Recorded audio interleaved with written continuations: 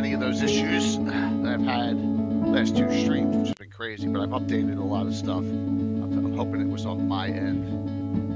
That I wasn't. I didn't have it up to. Everything wasn't completely up to date. We'll see. Don't know. Hi, Anna. Hello.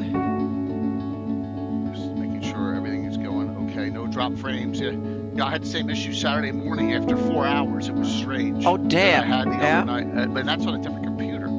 Just strange stuff. Yeah. Your Might be repurposed freighter some buffer. Do you have a new router or something that has different settings? Or? No. Another ship comes I in. have a Wait, feeling is this sci-fi? I thought we agreed on a World War II campaign. We'll see. Oh. We'll see. Yeah. Did we? Great.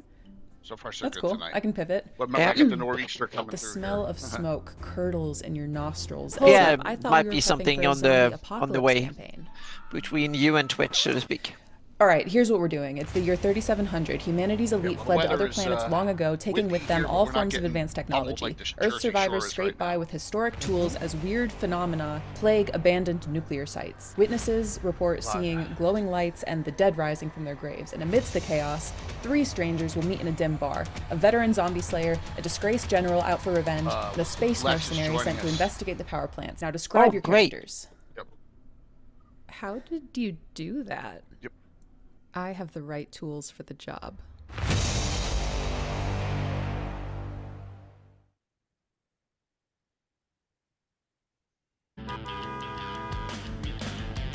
Good.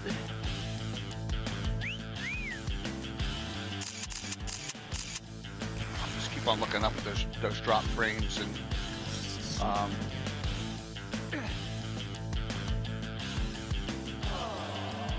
I was 1 XSplit update behind, and I'm thinking maybe that was some kind of glitch. And one of That those- might be too. Yeah. So I'm thinking, let's see.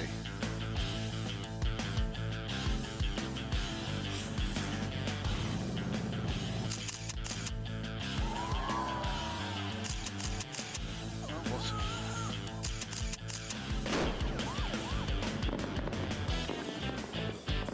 Let's see here.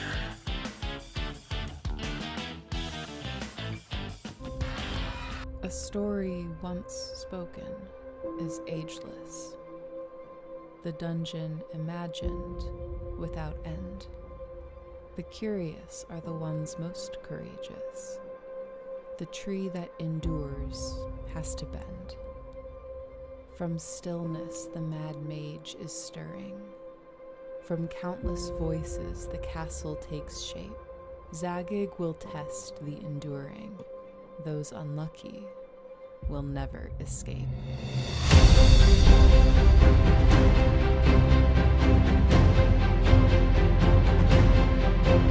Hello, hello, hello.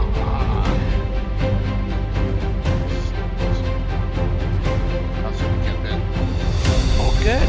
Yeah. Good to hear. It was nice to have a weekend. Wasn't super busy for once. Yeah. Yeah, that's Yep. always a good thing. It's like the in between, so I'm prepping for game hall. That's That's nice. yep. I'm leaving Wednesday, so I will not be here for Oh, okay. Well, I Adventure got Tour that. and not for Gabbin. Yeah. It's with the Greyhawk Journal I was gonna do. So Oh yeah, yeah. Because I'm leaving. I'm flying out Wednesday morning and flying home again Sunday afternoon. cool. Yep. Awesome.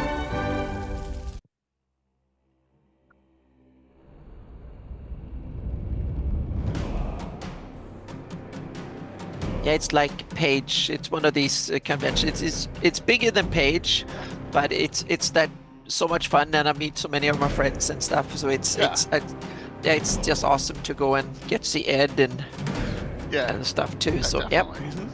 yep. Yeah, exactly, Jeremy. Me too. I really do. Yep.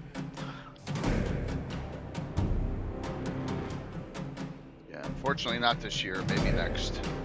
Yeah, you should start considering putting game hall on your con schedule. Yep. Yep. Yeah, it's one of these, I would say, bigger mid-sized conventions, so to speak. Right. Yep. It's firmly. I would call it a mid-size convention. It's POV, I had 30 minutes big before enough my to have campaign almost group showed up, everything, and but I it's was still totally small enough that you unprepared. get a I grabbed my can ready set grasp it encounter still, box and so to boom, speak. everything I needed for an Yeah, I epic just, session. Adventure hooks, you know, map it's tiles, all- loot tables, the stat schedule blocks, for and next year is miniatures, wide all open, ready to so- go. My Yeah, players still think Yeah, I spent we'll hours see. planning our Great Dragon encounter. If you're a busy dungeon master, get Ready Set Encounter live now on Kickstarter. Exactly, mid-sized with lots of industry people. Yep. POV, I had 30 minutes before my Sparky, I'm campaign glad to group hear showed that. up, and I was totally unprepared. I grabbed my Ready Glad Set to hear Encounter that. box and boom, Oh, good. everything I needed for an epic session. Adventure Yeah, hooks, exactly. map tiles, loot Gen tables, Con is stat so blocks, big and that everything miniatures, gets lost, all and ready you have to to go. run around My players just still find think I spent anyone hours in planning our the Great mayhem, Dragon so to encounter. speak. But If you're a busy dungeon master, so that's get why Ready it's Set good. Encounter It's live really now really on nice. Kickstarter. Yep. Very, very cool.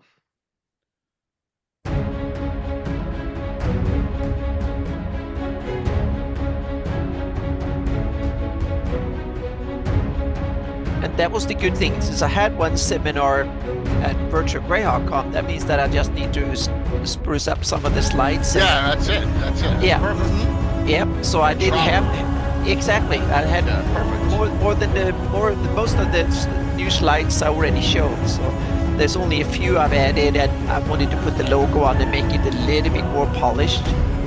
Because that's the good thing. It's like Virtual Greyhawk Con, having a seminar online there, it's like talking to your friends in this way. When you go to GareCon, it's more like you having a seminar for the general public a bit more, so to speak. Cool, rascal. Yeah, and it's so cool. One of the players that I have for GameWall was one of the players I had at Virtual Greyhawk Con. That he will be in person. So, yep.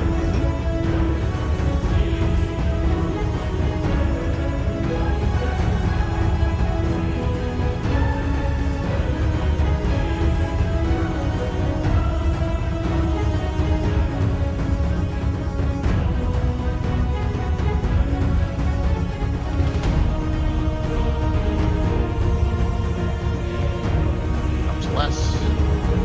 Hey.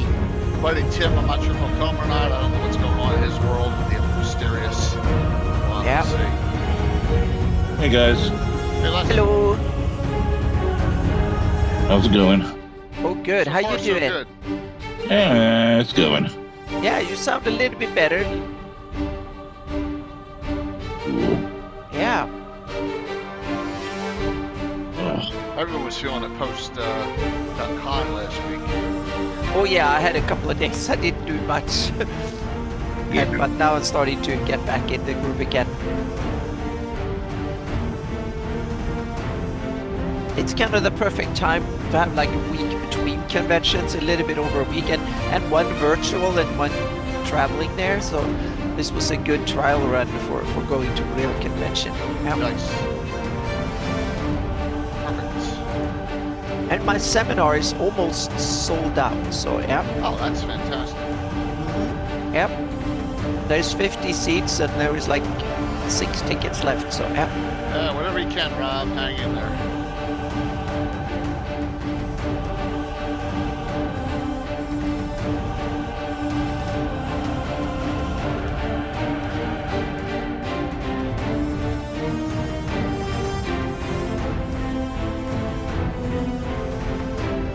So far, Rob, I don't want to curse myself, but so far, so good.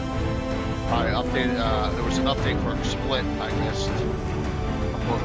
I'm wondering if that was it. Updated all drivers, Windows 11, everything. You know, Yeah. Might be video something. card, Yeah. check Might, the router. It's not the router. My son's having there's no glitch slowdowns anywhere. yeah. So there might have been something with the that they changed something with the codec or whatever that Yeah, it could be it. something like there's so many pieces of that chain that. Yep. Here we go. Exactly. So, what's up, everyone? Sunday evening. Back to our normal Gabbin. We had some prelude shows and posts last week. Yeah. 374. Wow. Yeah. So got Les with us tonight too. Les is right up his right up his alley. How did I come about this idea? I'm using these portals all over the place in Adventure. I'm like, well, that's mystical. So, and I look back, I was like, oh, there's a lot of other cool things I've been doing in the past. So why not? It's a good idea. Good Yeah. topic. Yep. So, Mhm. yep. There you go. Survive the level 7, get level 4 spell. Yeah, that's awesome. Yeah. I think yesterday during the game, I think Star's character Reno cast her first 4th level spell. What'd she cast? She didn't cast either. She had Fire Shield and Confusion. I don't recall her casting either one. I think she didn't use it. She used all her thirds.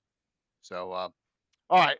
Real quick, because we didn't have shout outs on Wednesday because of all the technical issues, but this is out. This is not showing because of the stupid. Here, one sec. Whoa. Okay. Guitar Vine belt is out for Dale and all the other CNC people and Rob. And if you blow up, well, it's hard to see on the front page, but you go to the very back here, right? There you go. It's the full free city of Altamira is on the map, so it is official. Now that's in a true published source, Castle Crusades Air book, and they really gave me nice shrift here. Look at that, by Stephen Chenault with J.L. Scott for the free city of Altamira. That was nice. There you go. So this is available on their site and PDF and hardback. I got them coming. Oh, cool, man. Thanks, Rob. So I have like a half dozen coming. I'm going to keep one. Give out. Oh, what's up, Jeff? Give out a couple, and then the rest will we'll do giveaways for them. So, yep. Very cool. So that's the start. Got to start in the writing here, and we got some other stuff going on. Just wanted to let everyone know about that. I think I got Anna's background here. Yep.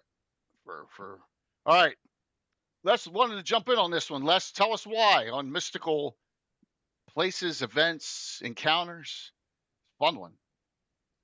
I'll go last. I just find it an intriguing subject. You guys go first, and I'll come back to me. All right, go ahead, Anna. I'll hear what you guys have to say on it.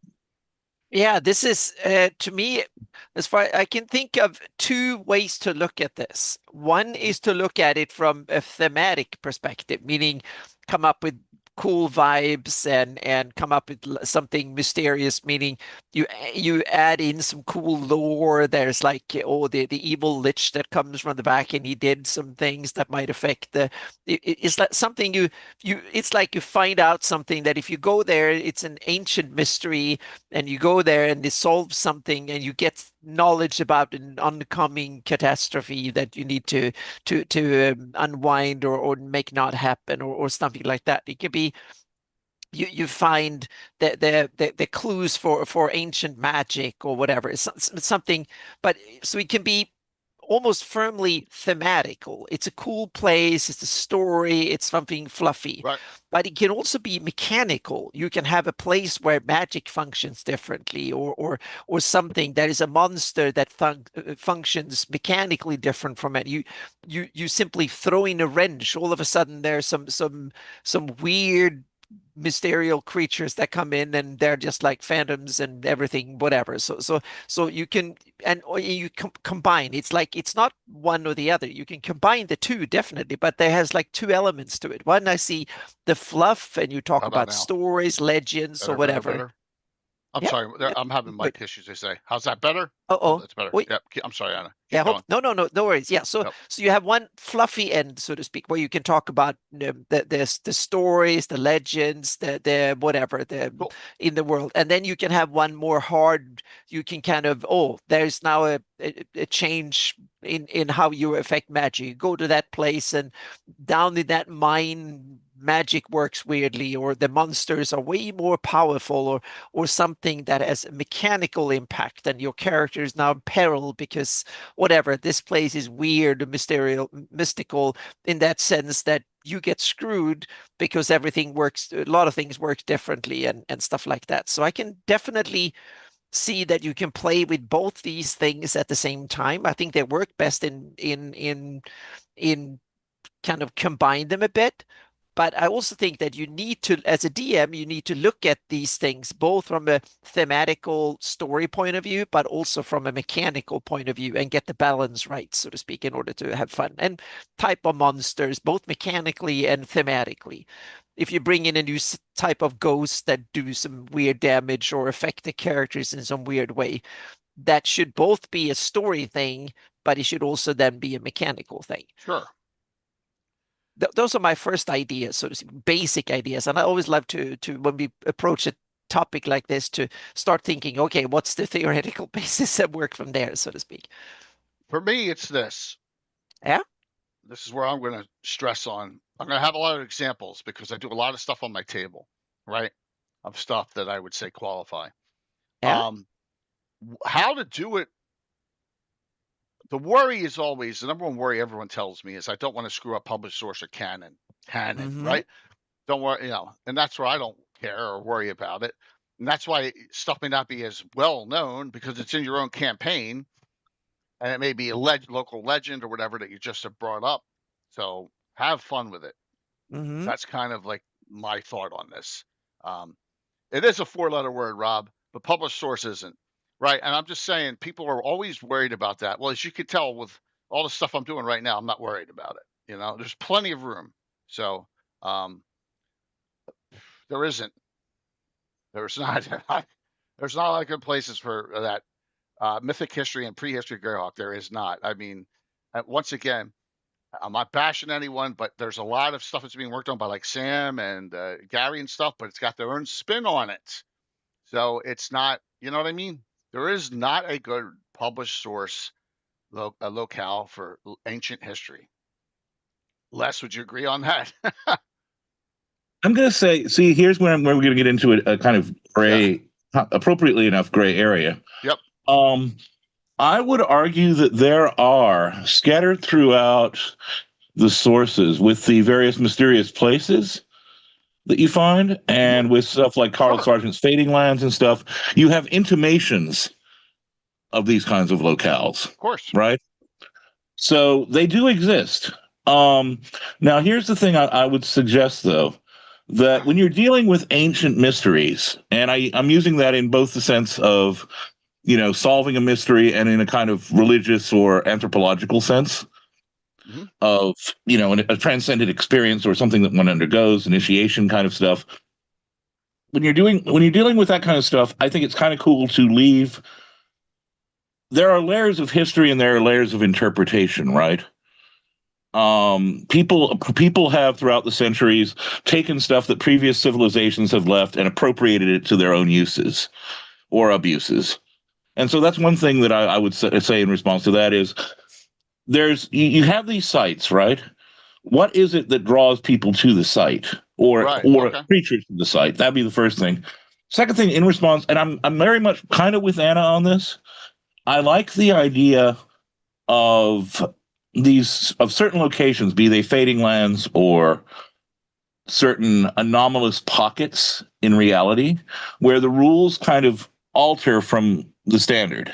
They deviate from the norm, right? Within that context, though, I think that it's good to go ahead and have, if you study the what we know about various mystery religions, if you study the idea of liminal spaces or the kinds of experiences that Jung described in his works on alchemy, you have this idea of very kind of, you can develop a structure for your encounter, is what I'm saying, basically. There are patterns that you can use that are evocative of cross-cultural or multicultural experiences across time that people have had that you can really play with. And one of the things I think that's great about that, going back to what you were saying about having fun, Jay, is also the idea of throwing players a curveball. Yep. And maybe making importantly, I think having the hair stand back up on the back of their neck without it being necessarily anything gruesome or obvious. It's just that there's something creepy or off. And the further they go in, the creepier and weirder it becomes. So their sense of reality is unhinged. This goes back, there's that concept in a lot of OSR writing about the dungeon is mythic underworld. where you kind of descend into the dungeon and weird stuff starts happening. Creatures are there. Sometimes they defy normal ecologies. And that's the kind of thing that I'm thinking of with that. When that comes up. Nice. Okay. The ever mysterious Tim is here early. What's up, Yeah. man? Speaking of creepy and weird, here I am. So, by the way, for some reason, I've tried multiple times. If everyone's looking for the Tim game from VirtualCon on YouTube, I've tried uploading it 5 times. It won't upload.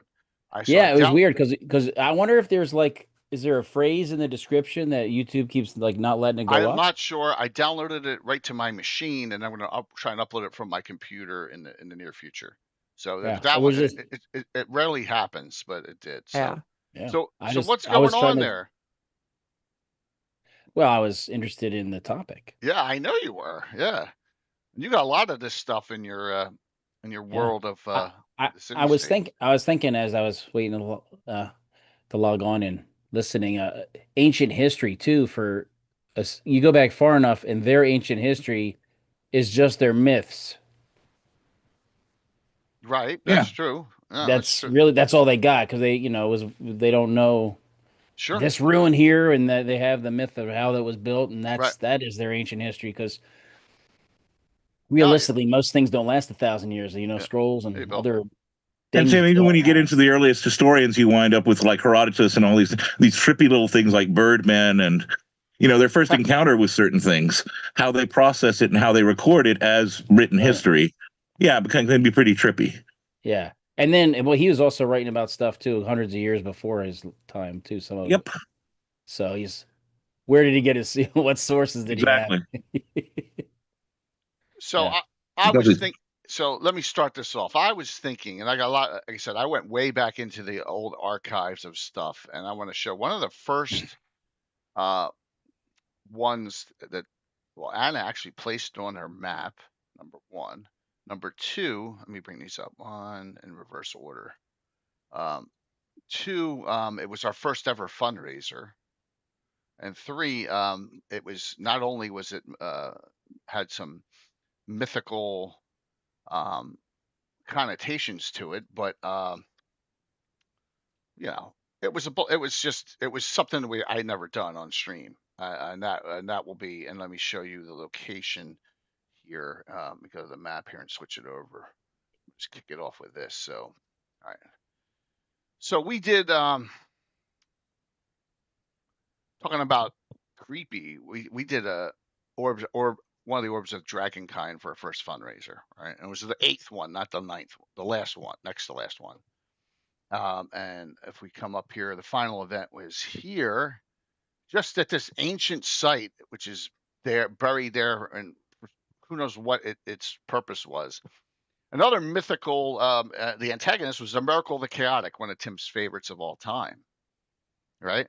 Yeah. Yes. So Emrakul the Chaotic, who actually statted out in the Paladin and Hell book, I believe it is, and he is a wild mage. And there's the site, but sadly, what's that? Sadly, but here was the location, and deep buried beneath this ancient super cairn were 2 dragons in suspended animation that came out, a white dragon and a red dragon. And that was the fun that we had. Anna actually played in this game too as Mariel. Yeah. Yeah. Mm-hmm. Yeah, way back. And you had Fensik and Leuven, and look, as you can see, we just started using underlays then. So here we go, and that was the setup for it. That was it. Look at that, no 3D prints there. That's all that one was. But yeah, it was a fun time, and it was just it was something I made up. There's no Karen there, and wild magic may be the reason why we won, because it backfired on him. It did. He healed everyone with a surge, if I recall. Honestly, yeah. So yeah, no ancient sites listed from TSR. It was all my own doing. So there you go. But I didn't go into much detail other than Emrakul knew that they were there and utilized them in his quest to get this orb, and so It was And fun. Jay, and the best thing is with all these universities and these big cities studying, you never know what archaeologists may find in other Exactly. places. That's exactly right. You're You dead never on, run man. out. That's the great thing about Greyhawk. There's so much size to it. You're never going to go wrong adding something unless you put the Doom Grinder in the middle of Greyhawk City, then you got a problem. But we won't talk about that. Right? I don't want to talk about the Doom Grinder today. We'll talk about other good things, but that's okay. So that's just an example of something I did very early on, and not early on in the campaign, but very early on in my streaming career on creating something, kind of with a mythical spin to it. What's going on? Why are the dragons there? Some purpose, and the Orbs of Dragon Con themselves, which is published source, which I use. So, yep. So a good start for me on that. How about someone want to give us an example of something they've used that would fit this bill recently in a game or I, uh, something in the past? I I actually had my dad as a guest NPC, player for one of the earlier Underdog adventures. He was a hermit shaman who basically gave them items that were kind of linked to the elements. Okay. So he was sort of one of those sits out in the woods by himself and meditates and carves runes on trees and little. You don't know if he's wise or just a little crazy. You're not sure, but he had things that would not necessarily work if you're fighting in combat, but they're useful against things that are spirit based or needs to be hit by magic weapons only. These are things that will work against them. So they're very minor, but it was like a very unusual experience for them to sit down and listen to him pontificate and this, my dad can really, he really did a good job in, making it seem more, giving it gravitas, as it were. And it's kind of mystical, they're all kind of, they're barbarians. So they, the spirits are around everywhere. And, so that was one. Very cool. Very cool. You raise a really interesting point there as well, in that having the eccentric hermit figure or something similar, you quite often find these kinds of figures associated in myth, fairy tale, folklore with these kinds of places. If you want an obvious example, Yoda, okay? There's always the trickster kind of, and that'd be the thing, is usually the figure is a bit of a trickster, right? You even see characters like this in spaghetti westerns. When characters are on quest, there's a guy who's the dotty old guy who seems like he's just, a drunk. And it turns out he has the key to the mystery. And sometimes is sitting right in the location of whatever the main character is hunting down. So that's one thing. Yeah, I'm glad you raised that point, because I think that's cool. That's an archetype that Gary Gygax himself played with a few times. I mean, obviously there's a volume called The Hermit, but you have the Hermit in Keep on the Borderlands. Yeah, and I mean, it's a really useful kind of way to, again, introduce that idea of layers too. You don't just suddenly plop down in a place where the rules of reality don't function normally. You can, but there's also kind of this gradual, something's a little bit off, and it gets more off. Like, speaking of Yoda, I always think of the moment with the tree, the cave, right? Where there's just something about the presence of the tree or the cave that's off. What's in there? What you take with you. Luke goes in there and, has his moment of revelation, if you will. And likewise, there's another neat idea, is to take whatever the confrontation is going to be, if there is going to be a confrontation, and make it a kind of dark mirror to the player characters.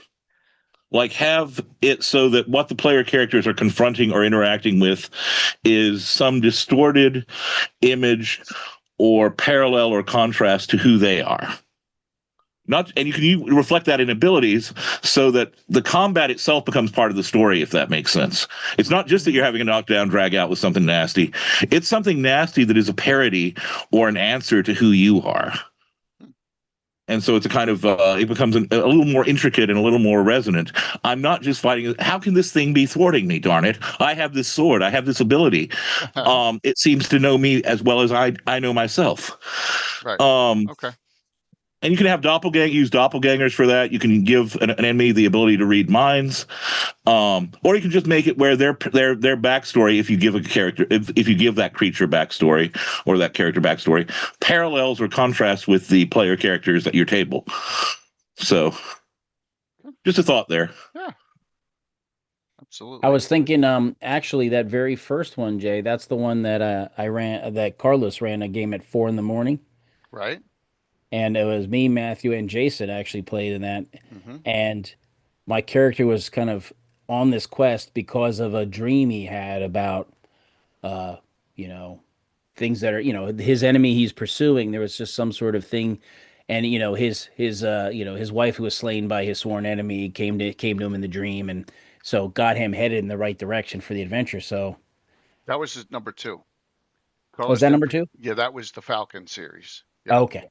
That's Oh, okay. you're right. It's You're still right. a You're good right. one. You're right. Yeah. Yeah, absolutely. That was the Falcon because That was the Falcon. You're first right. year it was just we just had 3 streams. Well, you said orb, and it was the Falcon, and there was an egg that we were after. Yeah. So Yep. No, it's cool, You know- man. No, I mean it fits in perfectly with what you're saying. That it's dreams are great because Yeah. they can be just informative. They can be just background. They could be planted by somebody that wishes you ill. They could be your deity talking to you. Is it something that seems like your deity, but it's a false flag? It's somebody pretending. Does the DM put a kernel of hint so the player character could actually wonder, he was my deity, but he said this or did this, or he had this symbol, and I know it's not proper. And just, I don't know. One of the cool things, and I've done this a few times, in particularly, I'll say again that kind of liminal or transitional place where it's not entirely in this world, but it's not entirely in another. Like you have that intersection of either be it a fae or an afterlife kind of territory with this world, where a character winds up dreaming, and say it's a barbarian and they had some ancestral battle, and this land is tied to that battle, and their ancestors, basically the enemy, will come and mock them, their ancestral enemy. This happened in one of my campaigns, and the players were just screaming at each other, trying to figure out how they could get out of this. The barbarian wakes up, and he's supposed to be on duty watch, kind of dozes off, and then he hears a voice mocking him, saying, I would have thought they kept the women in the tents now. And he's like, what? Excuse me? And he looks up, and he recognizes this is a barbarian of that rival tribe. And they get into it, and he finally just draws his axe. He's like, I want to rage. And meanwhile, I ask the player characters, you see your friend, he's been noisy enough, he's yelling now. He gets up, what do you want to do? And one of them says, I approach him. And I tell the barbarian, okay, your opponent is now attacking you. Seems to be attacking you. He's approaching you. And so he's swinging, and I make sure they had to buy into it and play along with me. But the point is, how do we snap our friend out of this dream that he's having? This waking dream where he thinks he's attacking, and he's surrounded by all the party members are other members of that rival tribe cheering on his attacker. And it was a neat kind of bit of haunting. And afterwards, they were scared to go to sleep. And it's like, okay, you want those levels of exhaustion? Because we can do that, but you're going to need to rest at some point, or exhaustion's going to start kicking in. And just from the idea that the land can haunt the characters in really interesting ways and play with them in really interesting ways. So yeah, that was something I like to do. Dreams, Tim, really fun to trip up players with, and sometimes give them visions. And are these visions good or bad? Is this good information or bad information? Is it the future or the past, or just fiction? Are you talking to the god that you worship, or is this a demon whispering in your ear? Right. Yeah. Yeah, I used that in my Shieldlands campaign back in early days, so to speak. They were in a cave that the story of the cave, but the players didn't know this and the characters didn't know that. But the story about the cave was that was the Dragonhide Cave. So back in when Dragotha ruled the area 900 something years ago, they took refuge from her, but they also wanted to train their warriors in fighting her, so to speak, and stand up to her.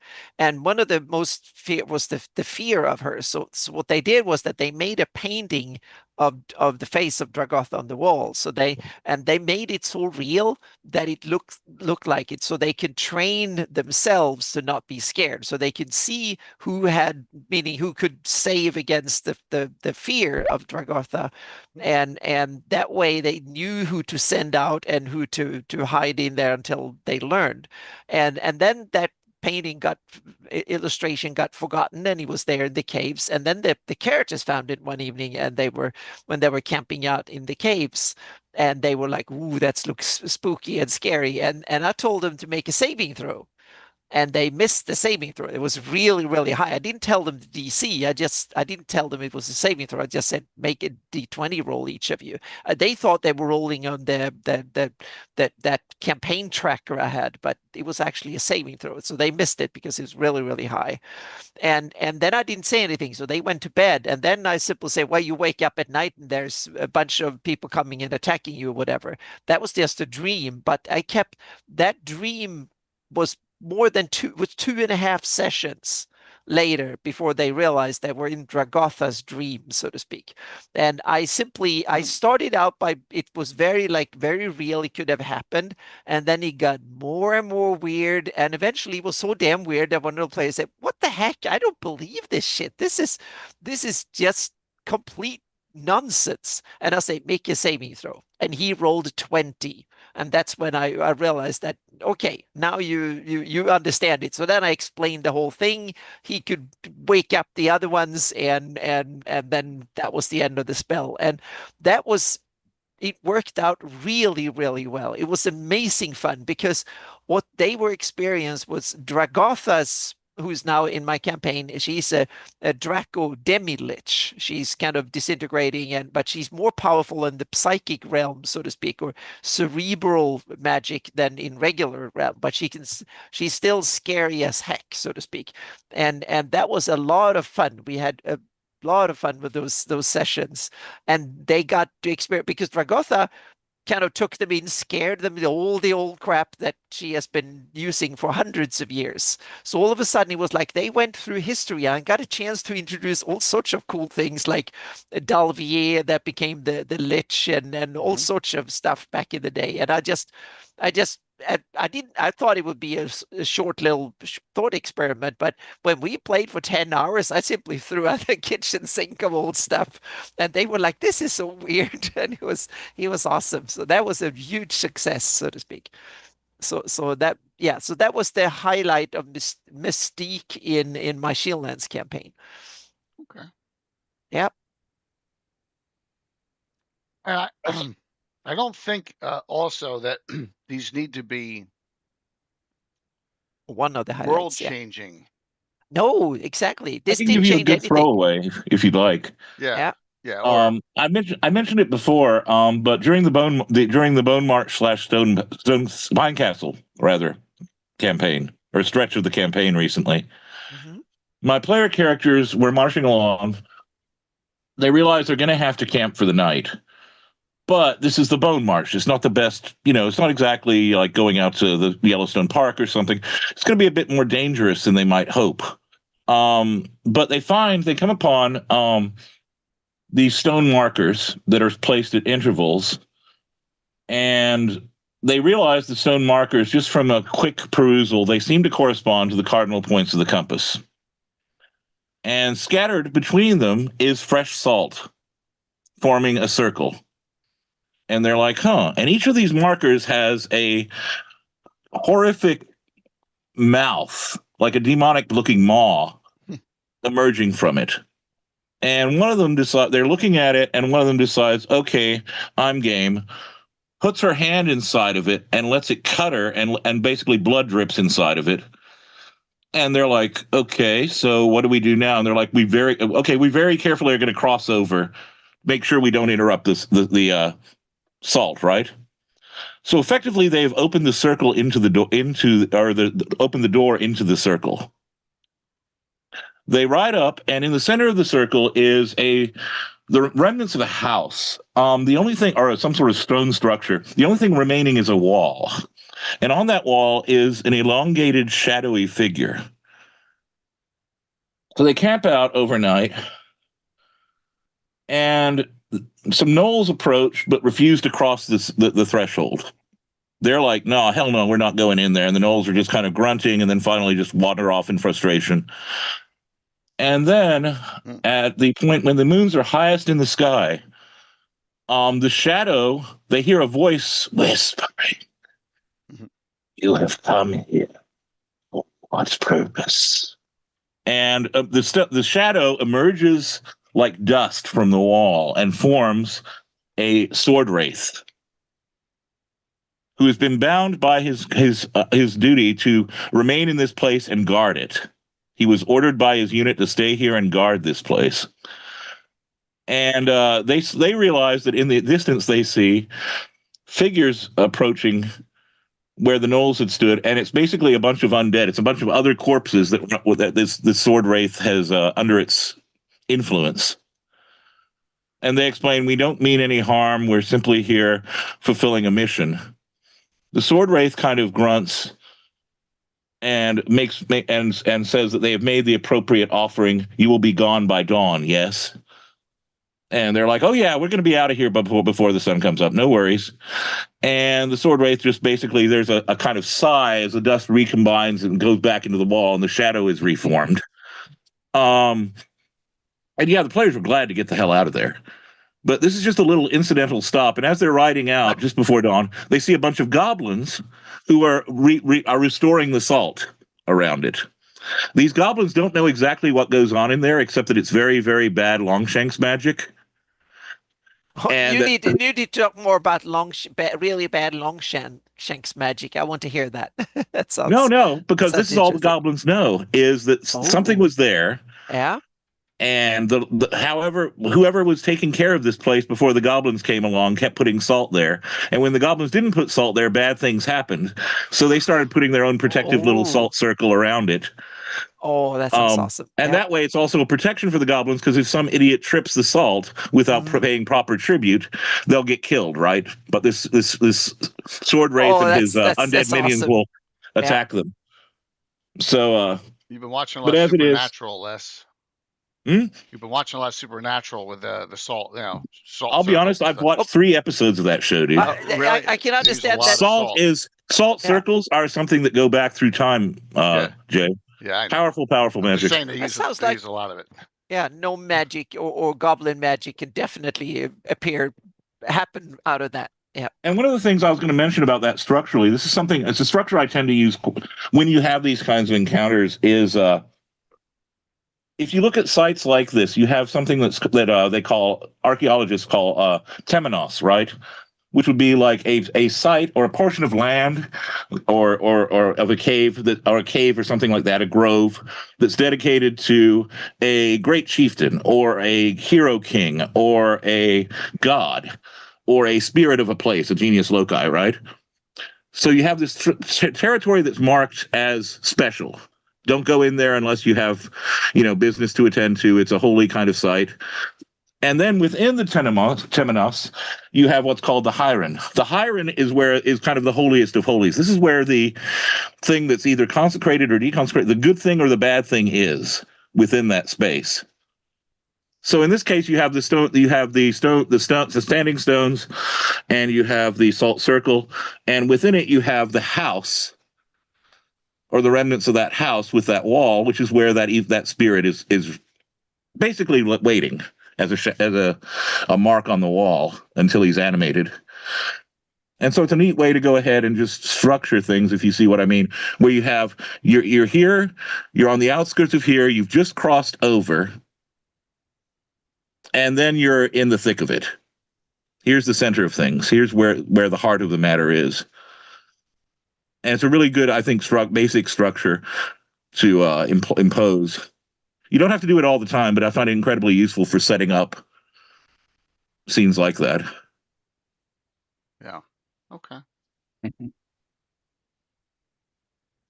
was just a side thing too, which is funny. Oh yeah. Yeah, Rexall. I mean, and there you go. The idea is there was some ancient battle. There was something that happened historically. The people who did it are no longer there. Right. And the goblins don't particularly care. They just know that it's something spooky that they don't like, but they can use it too.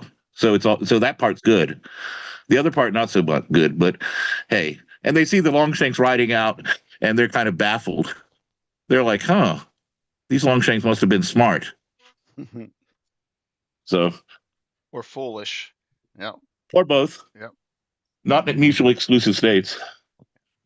So it's not to. I'm not trying to shoot you down there, but the Veil of the Mage stuff will go. We go on a tangent on that. The entire show will be taken over on the Veil of the Mage discussion, because it's all conjecture, all of it. Well, I was just thinking of small little situations, not so much big events or another.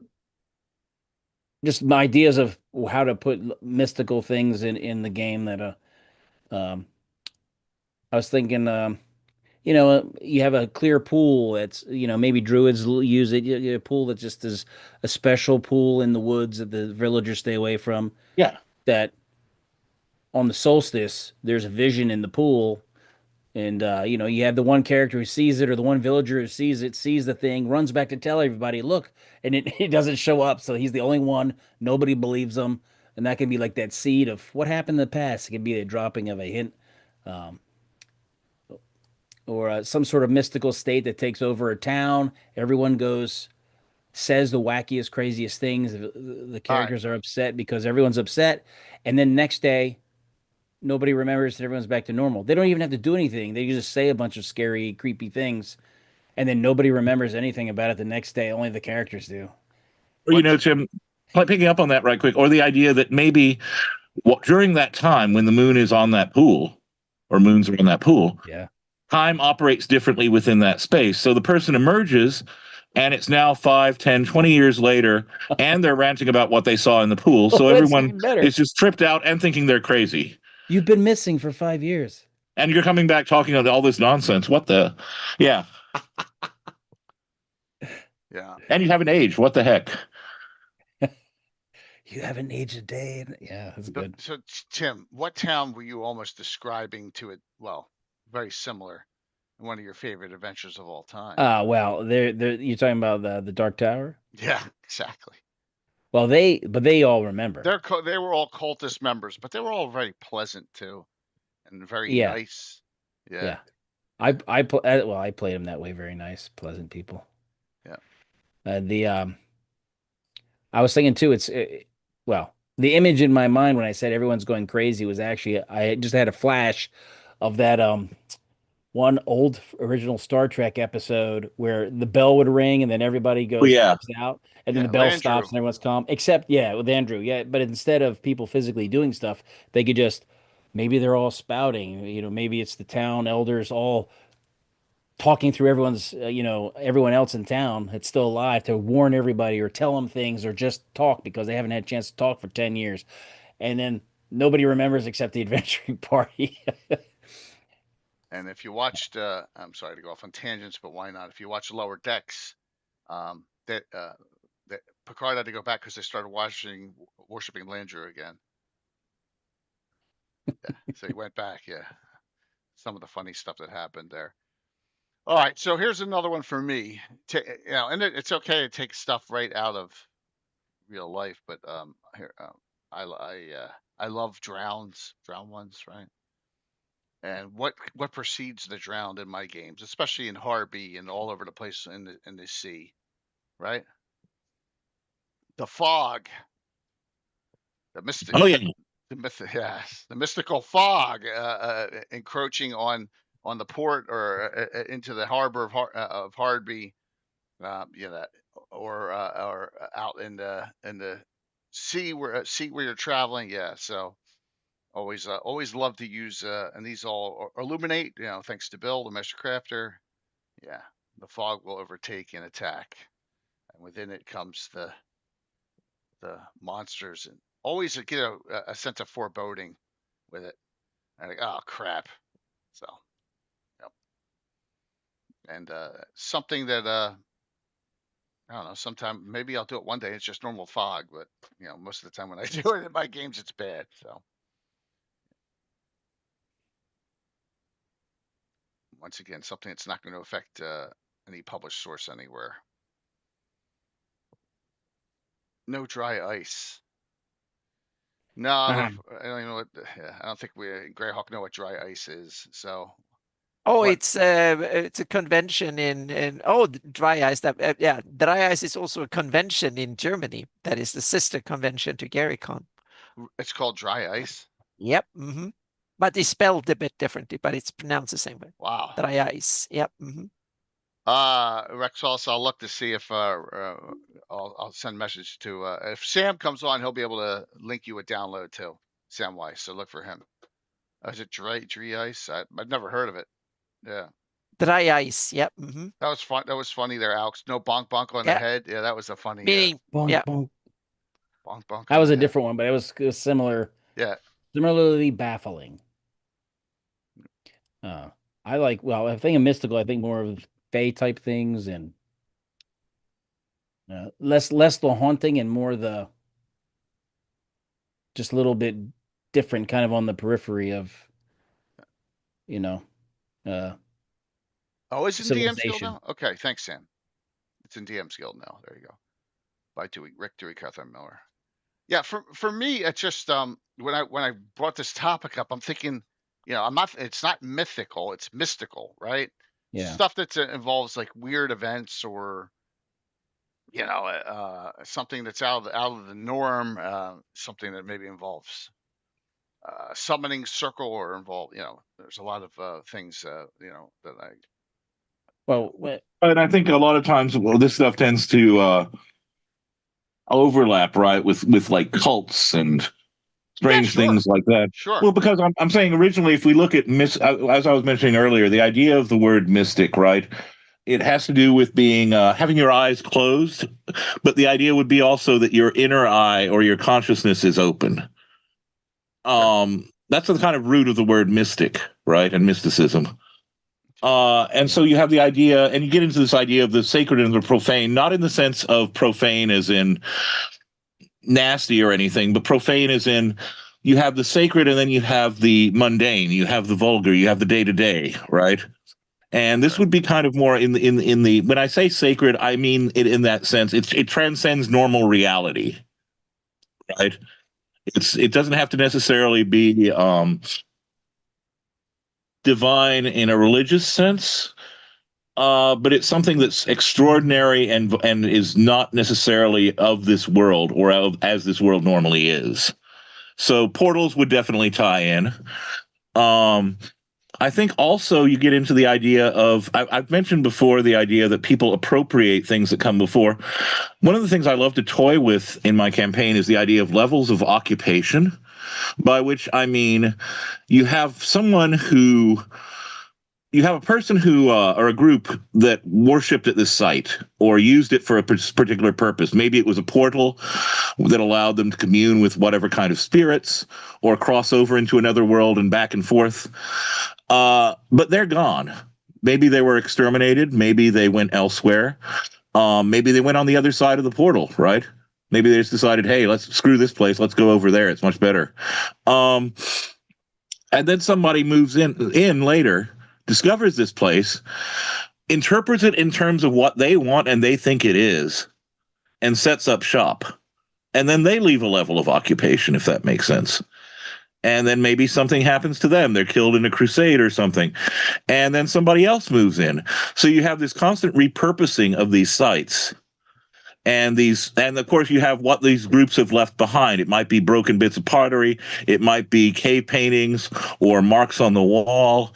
It might be some kind of clue as to how to open the portal or get the presence of whatever it is in this site to activate and manifest itself. It might be an element. How do you get the elemental spirit of this place, this to manifest itself in front of you? There are directions, but they're in cave drawings, and you have to kind of interpret them, stuff like that. And if you misinterpret them, you could have catastrophic effects, right, on yourself and others.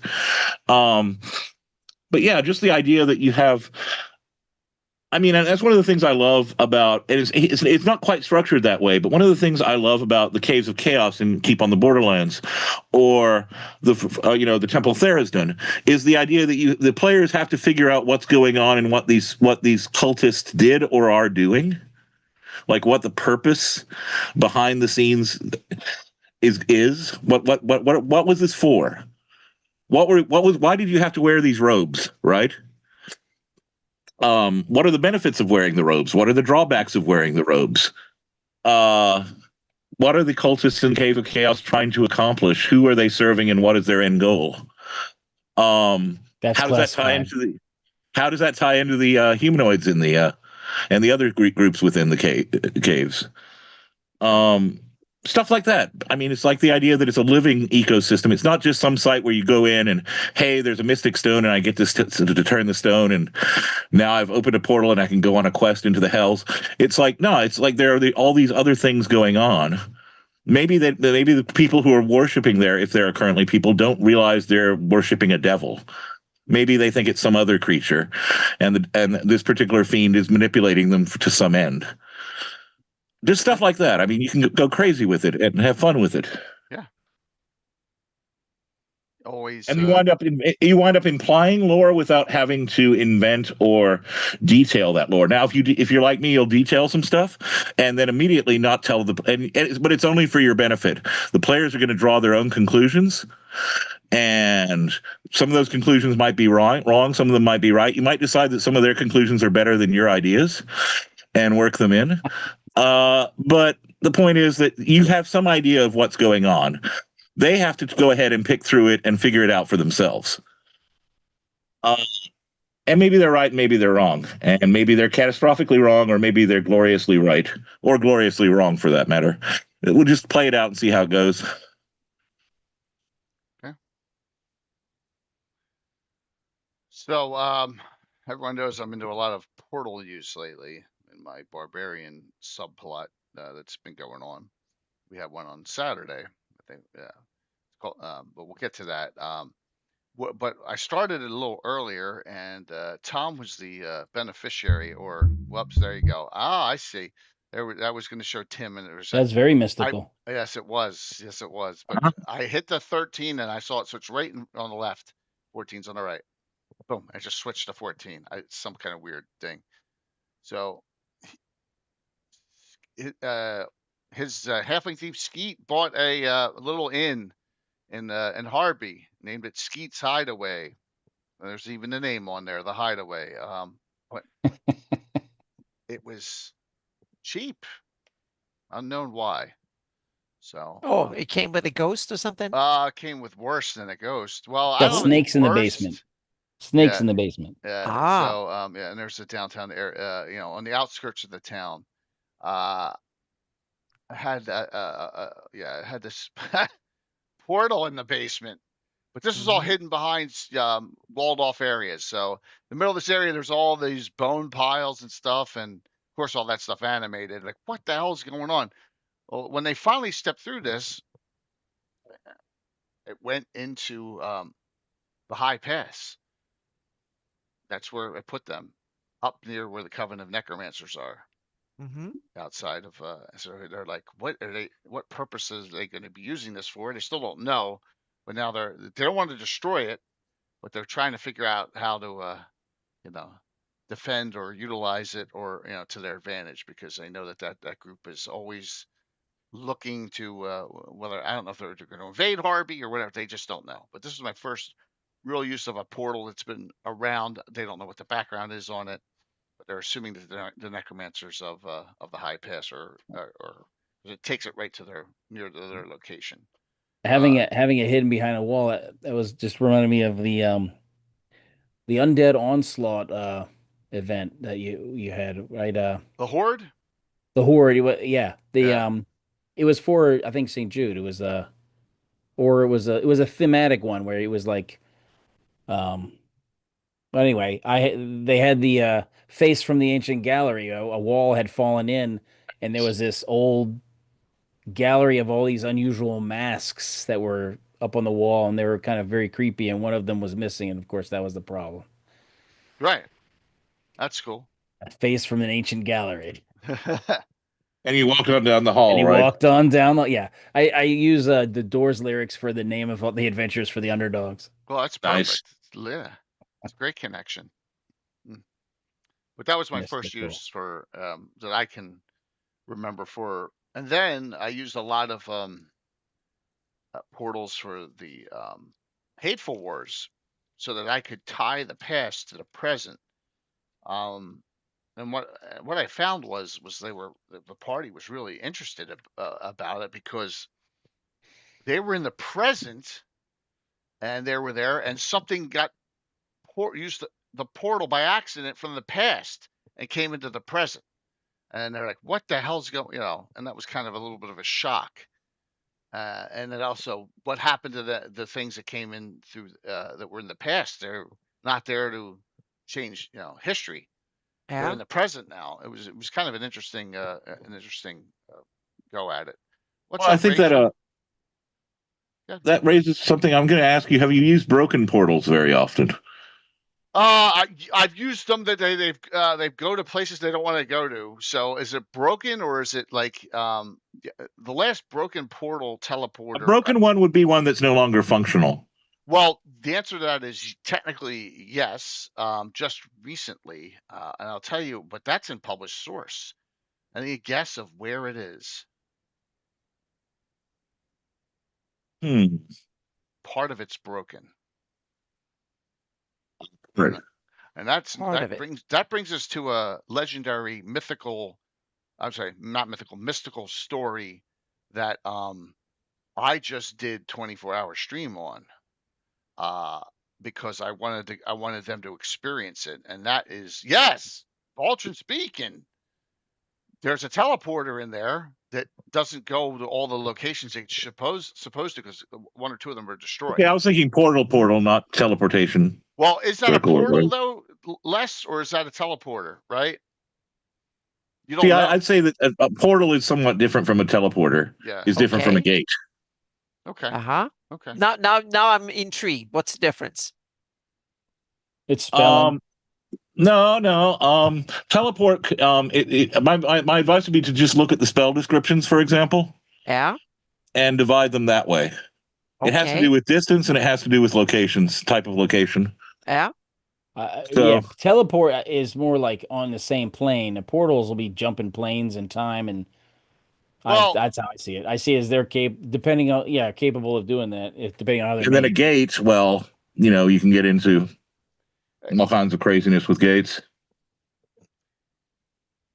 I look at it this way, that like they're similar but different, right? They are. But Portals I know, are like private gates. yeah. Okay. So They're Yeah. more Yeah. private. right, Roger's got an article on Gates and Visions, which is really Mhm. good. Mhm. So yeah. I'm There's gonna have also to. I'm gonna have to relevant- step away.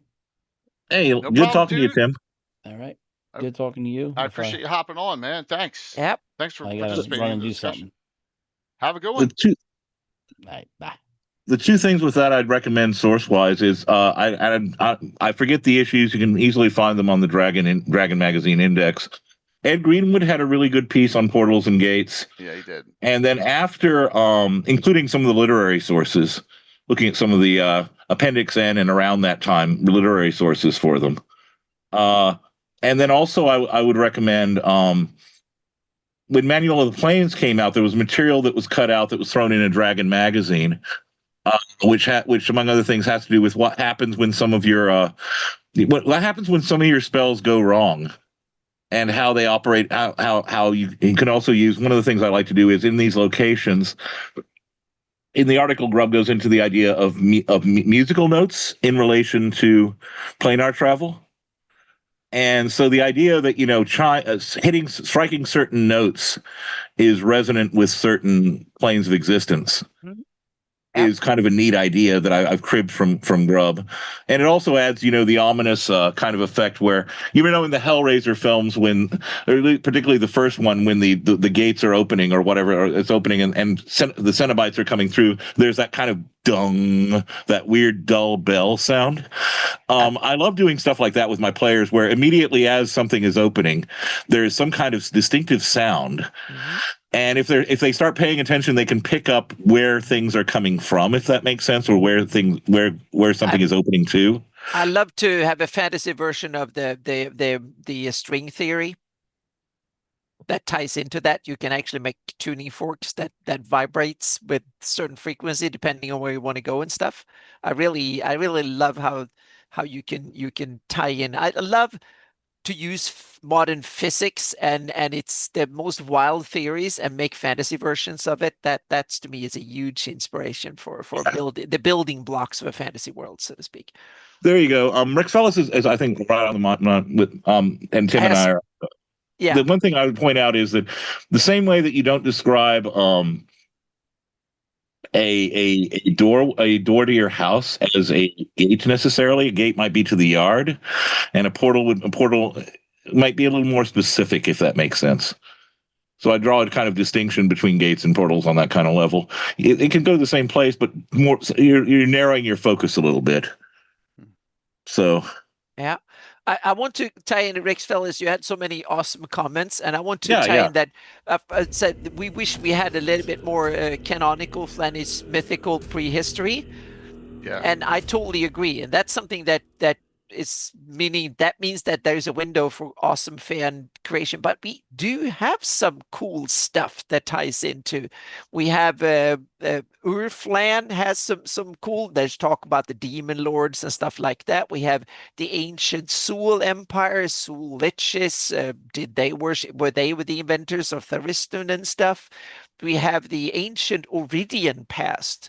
Where do the Oridian gods come from? What are their creation stories? What are their the ancestors to today Oridian stuff, so to speak, that comes from? It comes from out the west. You can weave a lot of that cool stuff. You can take elven lore and you can spin that further back in time, so to speak. So I simply regard almost everything from migration onwards as current history in my Flanish campaign, and then I try to or Greyhawk campaign. I try to now navigate backwards in history, and now I'm very interested. That's what led me into dig deeper into the Flan culture, because there was so much cool. So then I started for my Real Devon campaign. I started looking into the first you had the Eldridge lords of Real Devon. That ancient magic they were and old magic and whatever they were guarding, so to speak, and that was an interesting part. Then you had the old Urflan and the Abyssal Maw and a bunch of other stuff, the creators of the Death Knights and stuff. That interaction between the old Flan and the modern Grey Kingdom and the clash that came and the almost from like a horror movie out of the past comes these old Flan stuff that is still threatened to take down the Grey Kingdom, and in some sense they actually did. These are cool stuff, ancient lore that comes back to bite even in campaign. You can invent more stuff like that hasn't come back to bite yet. It might never, but it's something you can trickle in or like sprinkle into your campaign to build cool stuff. You can my idea of you can have Nerul was once a war god and stuff like that, and then they shift roles back in the day, and Sternalia, Hextor, Heronius and stuff. I have them.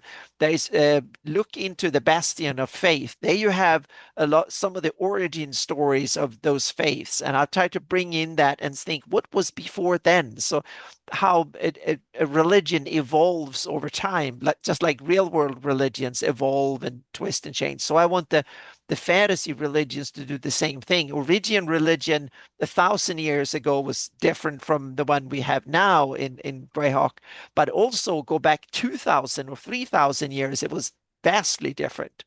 And so Sternalia and these things were the origin mythos today, but I have it that was just one step of the journey. You can go back even further, and there's stuff that you can then bring in. It can be old relics, it can be place names, it can be stuff. So that's how I want to build mystiques. I plan to do the same thing for an Elven campaign, bringing in old Elven stories and history, and tie it into both Vecna, pre-Vecna and long before that, so to speak, and want to. So now I'm studying and thinking, okay, what fun can I do with this for a future campaign? There might be related to the, and it's something that I do this, but I do this sparingly because you don't want to frustrate the players. Exactly. Yeah. But let me propose the following: that among, say, the Mages of Power, or any other similar group, even the Druids as they once were, right, as such a central power block. What you would have, I think, is rather than make it easy where a player character can just cast Identify. First off, I like to, like as I've said before, I try to keep it where most player characters and NPCs have retired after a certain age because they don't want to push the odds, right? So you have a turnover. You have very few like epic level characters wandering my campaign. Beyond that, the ones who do are smart enough to realize that with some of these ancient items, the creators realized we'll say they took a proprietary interest and didn't want everybody screwing with what they had invented. So Identify might not necessarily work, or it might not give you the complete or particularly useful picture of what you've discovered, if you see what I mean. So you find an object and you cast Identify on it. That doesn't mean you know what it is necessarily. There may have been countermeasures taken in the past to prevent people from knowing what they have. If you know, you know. If you don't know, you don't need to know. This is kind of magically classified. This is our way of. This is one of the things that we use. Maybe we use it as a means of power or control or trickery. It's a trade secret. And we're not going to have some average, someone who can cast a relatively low-level spell figure out what it is. So that's one thing. And you can also do that with, again, when we're talking about locations and encounters, there's part of me that, like, chafes at the idea of banalizing certain things. Like, I like the idea that the players might come into this and again, they have no necessarily idea. They've heard rumors about what the place is. And maybe if they're from another area, even if they share the faith, maybe the local faith has adopted some local elements into their religion. And so their version of the local faith is different. Right? It's very idiosyncratic. Everything's very localized in terms of practice and worship. And it incorporates a site or a grove or something like that into its belief system, which these characters who are outsiders, they're like, what? You belong to the same faith I am. Why, you're a Heronian? Why are you going and making a sacrifice to this tree every so often? And it's because they adopted part of the local culture, right? You have a mix of Iridian and Flan, and so they'll do something like that. But then the question is, what are they sacrificing to? What is this tree? What is its history? And that becomes another mystery, perhaps, particularly if something throws it out of whack, right? I forget the term, but in Shinto, there's this idea that you have and it doesn't have to be negative in the normal sense. It doesn't have to be active. It could just be that a certain weather event throws off the balance of a place, right? A natural event disturbs something and shakes its balance, and that balance needs to be restored. And I kind of like that idea that, it doesn't even have to be something grand that screwed everything up. Maybe this tree spirit or whatever was disturbed by an earthquake or a bolt of lightning or something, and now it's upset and it's causing all this terror in the land. There doesn't have to be some grand evil behind every mishap, even supernatural mishap, right, in the world. So just throwing that out there too is another example of how you can do this without being heavy-handed or having tie into some catastrophic globe-shattering event. I try and stay away from the globe-shattering events. Where do you go from there? Especially if you allow for a margin of error, right? But we had one in Greyhawk Wars, and the world came out fairly okay afterwards. Which one was that? Was the one from the Ashes, the Greyhawk Wars. That kind of upset that was a global spanning World War kind of screwing up everything event.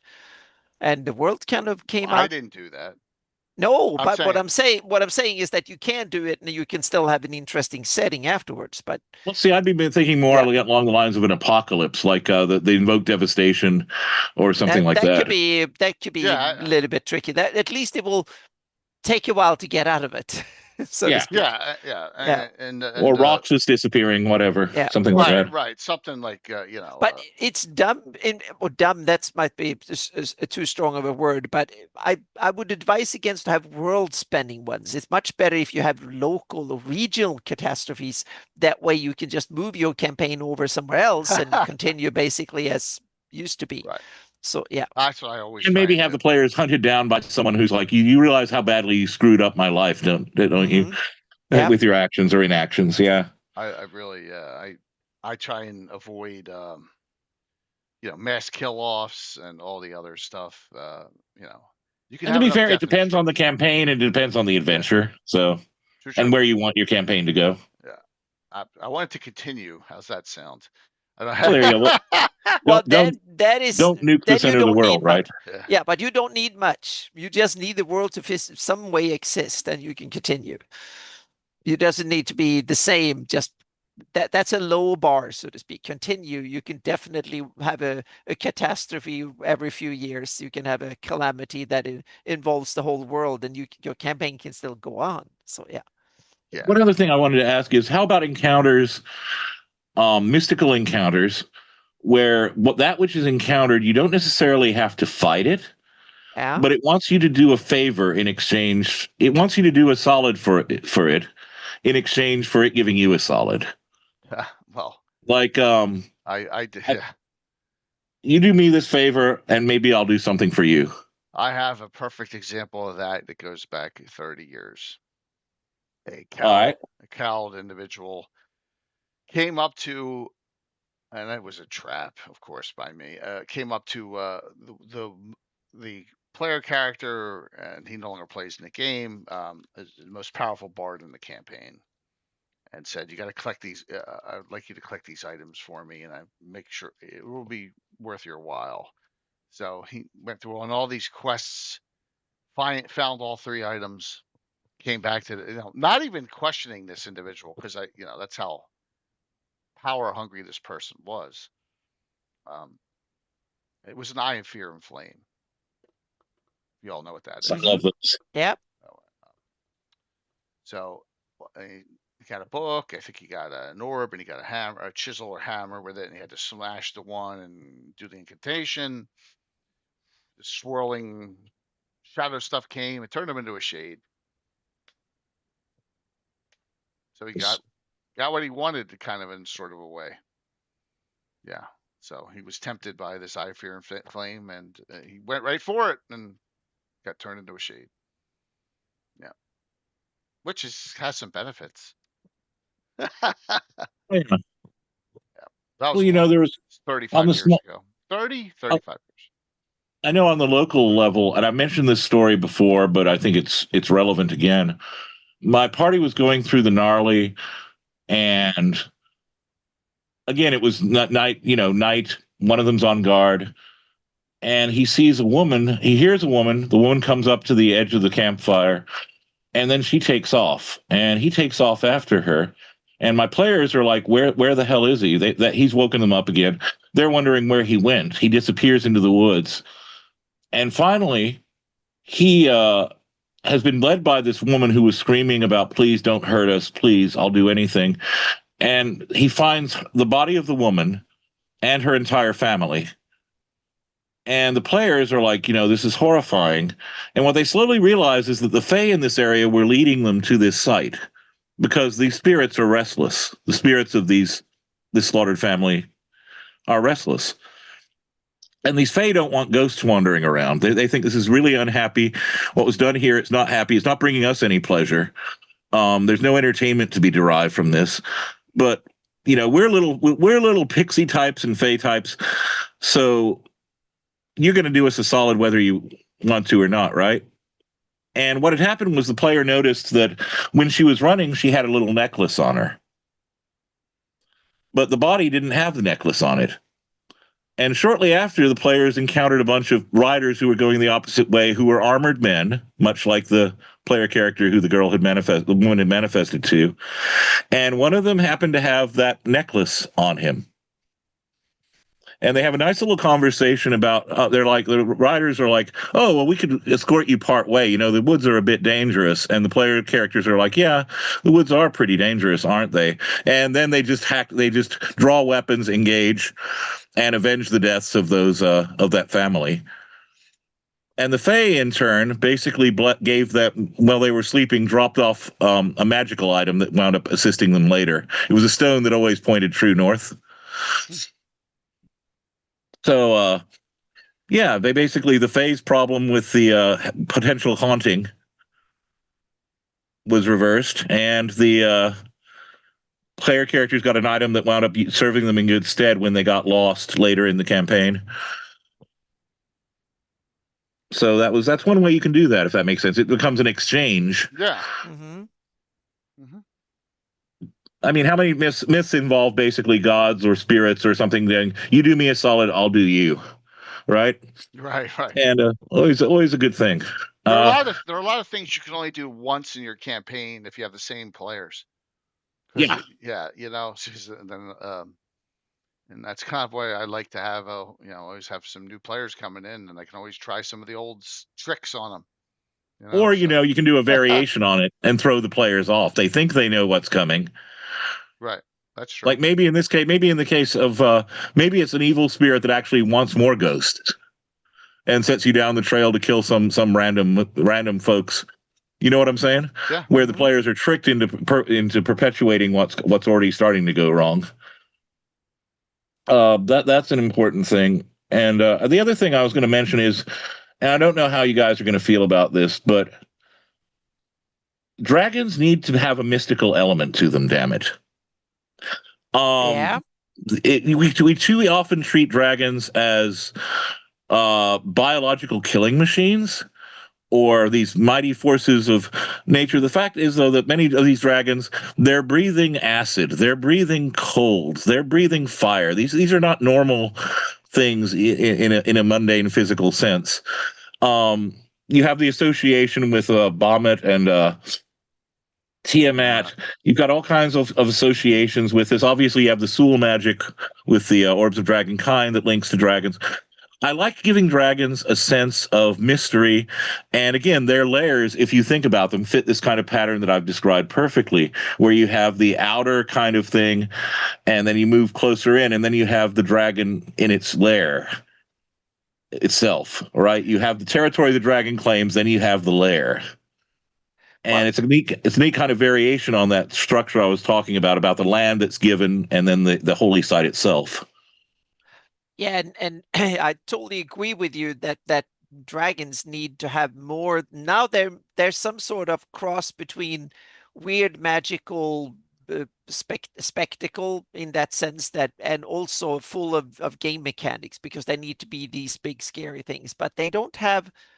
I want them to have a story. Where do they come from? How they evolve? Why do we have so many versions of them? And how do they fit into ecology or whatever, so to speak?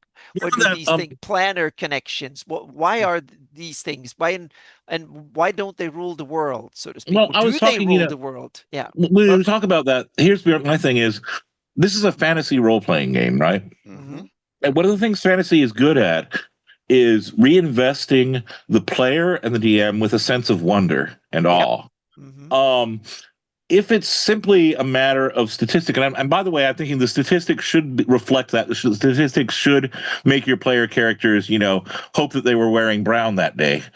But you don't want to go ahead and it just be mechanical crunch for the sake of mechanical crunch. You want the crunch to convey that effect of awe. Yeah. And wonder and dread. And I mean awe here. When I say I want dragons to be awesome, I don't mean it in the Bill and Ted sense or only that sense, because dragons are freaking cool. I mean awe is in that kind of you're struck with the sight of something and it fills you with this overwhelming sense of something more powerful and bigger and grander than you. And dread, of course, being a closely related emotional response. That would be the thing that I kind of miss about dragons sometimes, is that they become just interchangeable in a certain way. It's like an orc chief, except with higher hit points, if you know what I mean. It's just another baddie to be defeated or another thing. And I worry about that, because dragons should be creatures of wonder, I think, and creatures of awe. They should have a mystical kind of component to them. Even think about like the idea of how they alter the landscape around them, or they can alter the landscape around them. Oh, thanks, Doc. That was awesome. Thank you. I got one of the best compliments ever during Virtual Con about that. Les, real quick on a sidebar here. I think it was Sparky. If you're on too, thank you. You know, the adventure in Altamira, it's in the arena. You know, Ravalantar is now missing. You know, he got basically kidnapped. Sparky says to me, dude, I want to thank you. When I watch you play, you rarely use dragons. And I'm in an adventure playing on Thursday with Ed, and I've got a dragon in it too, which is really unbelievable. I was like, cool, nice. Man. Yeah, and I used Eric Boyd's Obsidian Dragon, because we had just talked about it the day before on Legends of Lore, and I'm like, you know what, I'm going to switch out. I was going to do a purple, and I switched it. I switched it to that because I know none of them had ever even used one. You know, and that just was, but like, yeah, keep them rare. You know, definitely. There should be something special about these encounters. Absolutely. You want them to be stuff that the players will be talking about for years to come. Yeah. Thanks. Just man. in the same way, Thanks if you experience something like this, if you had an experience, if you've had a profoundly moving and strange experience in real life, that stuff is going to burn itself into your memory, right? Yeah, no, absolutely. So yeah, and more so, I think when it's something like this powerful, or this potentially powerful, or this strange, and you know, this kind of thing that these games can offer and that these worlds can offer. So yeah. But it was nice. It was nice that he did that, and I really appreciate it, Sparky. Thank you for saying it again here. Yeah, well done, Jace. Thanks. Wow. All right, we're hitting up some hype train there. Thank you so very much, everyone. Really appreciate it, Doc, for kicking it off.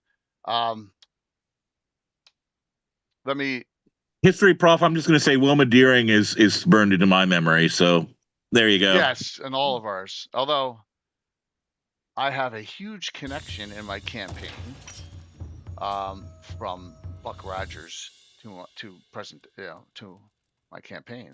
Anyone know it? The mayor of Altamira is named Charisse. Oh. Who's that? See how good you all are, Charisse. Yeah, we're useless. Yeah. Yes.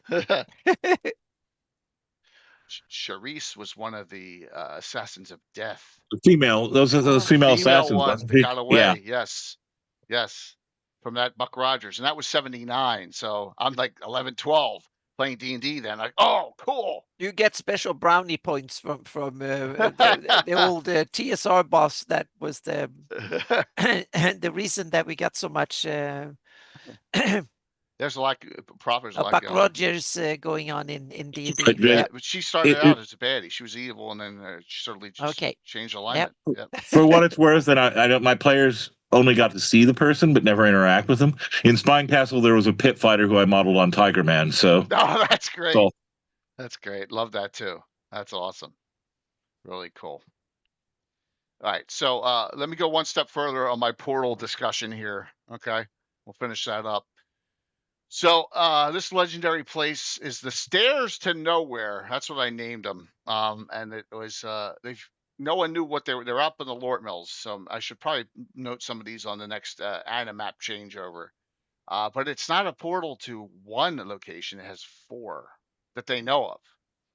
And they've acquired a book, and they've also acquired this thing called the Orb of the Cosmos, which actually it looks like it has the universe inside it. So whatever that means, they're not sure yet, but it's got buttons on the bottom of some type. So Saturday, what's behind door number 1 was the adventure, right? And that led to here, right? Green was the color. It went down the steps. Now there's steps on the other side to go back up. and they know there's somewhere else that's hot. And here's where I placed them. I'm going to tie in published source, and what Gary can rip it off, so can I. They're not on the Isle of Dread, but they're close. They're on this island here in the middle. This one down here in the lower right, that surrounding that, and that's where they were. Because there's no named, it's nothing. So I'm going to use it for myself, right? So yeah, but there were gorillas, and there was a skull of an unga, so you can see the skull of a dead unga type there, because I guess they're generational or whatever, and that's where the storyline went. But so yeah, which was not the starter area. Yeah, there you go, Rob. Exactly.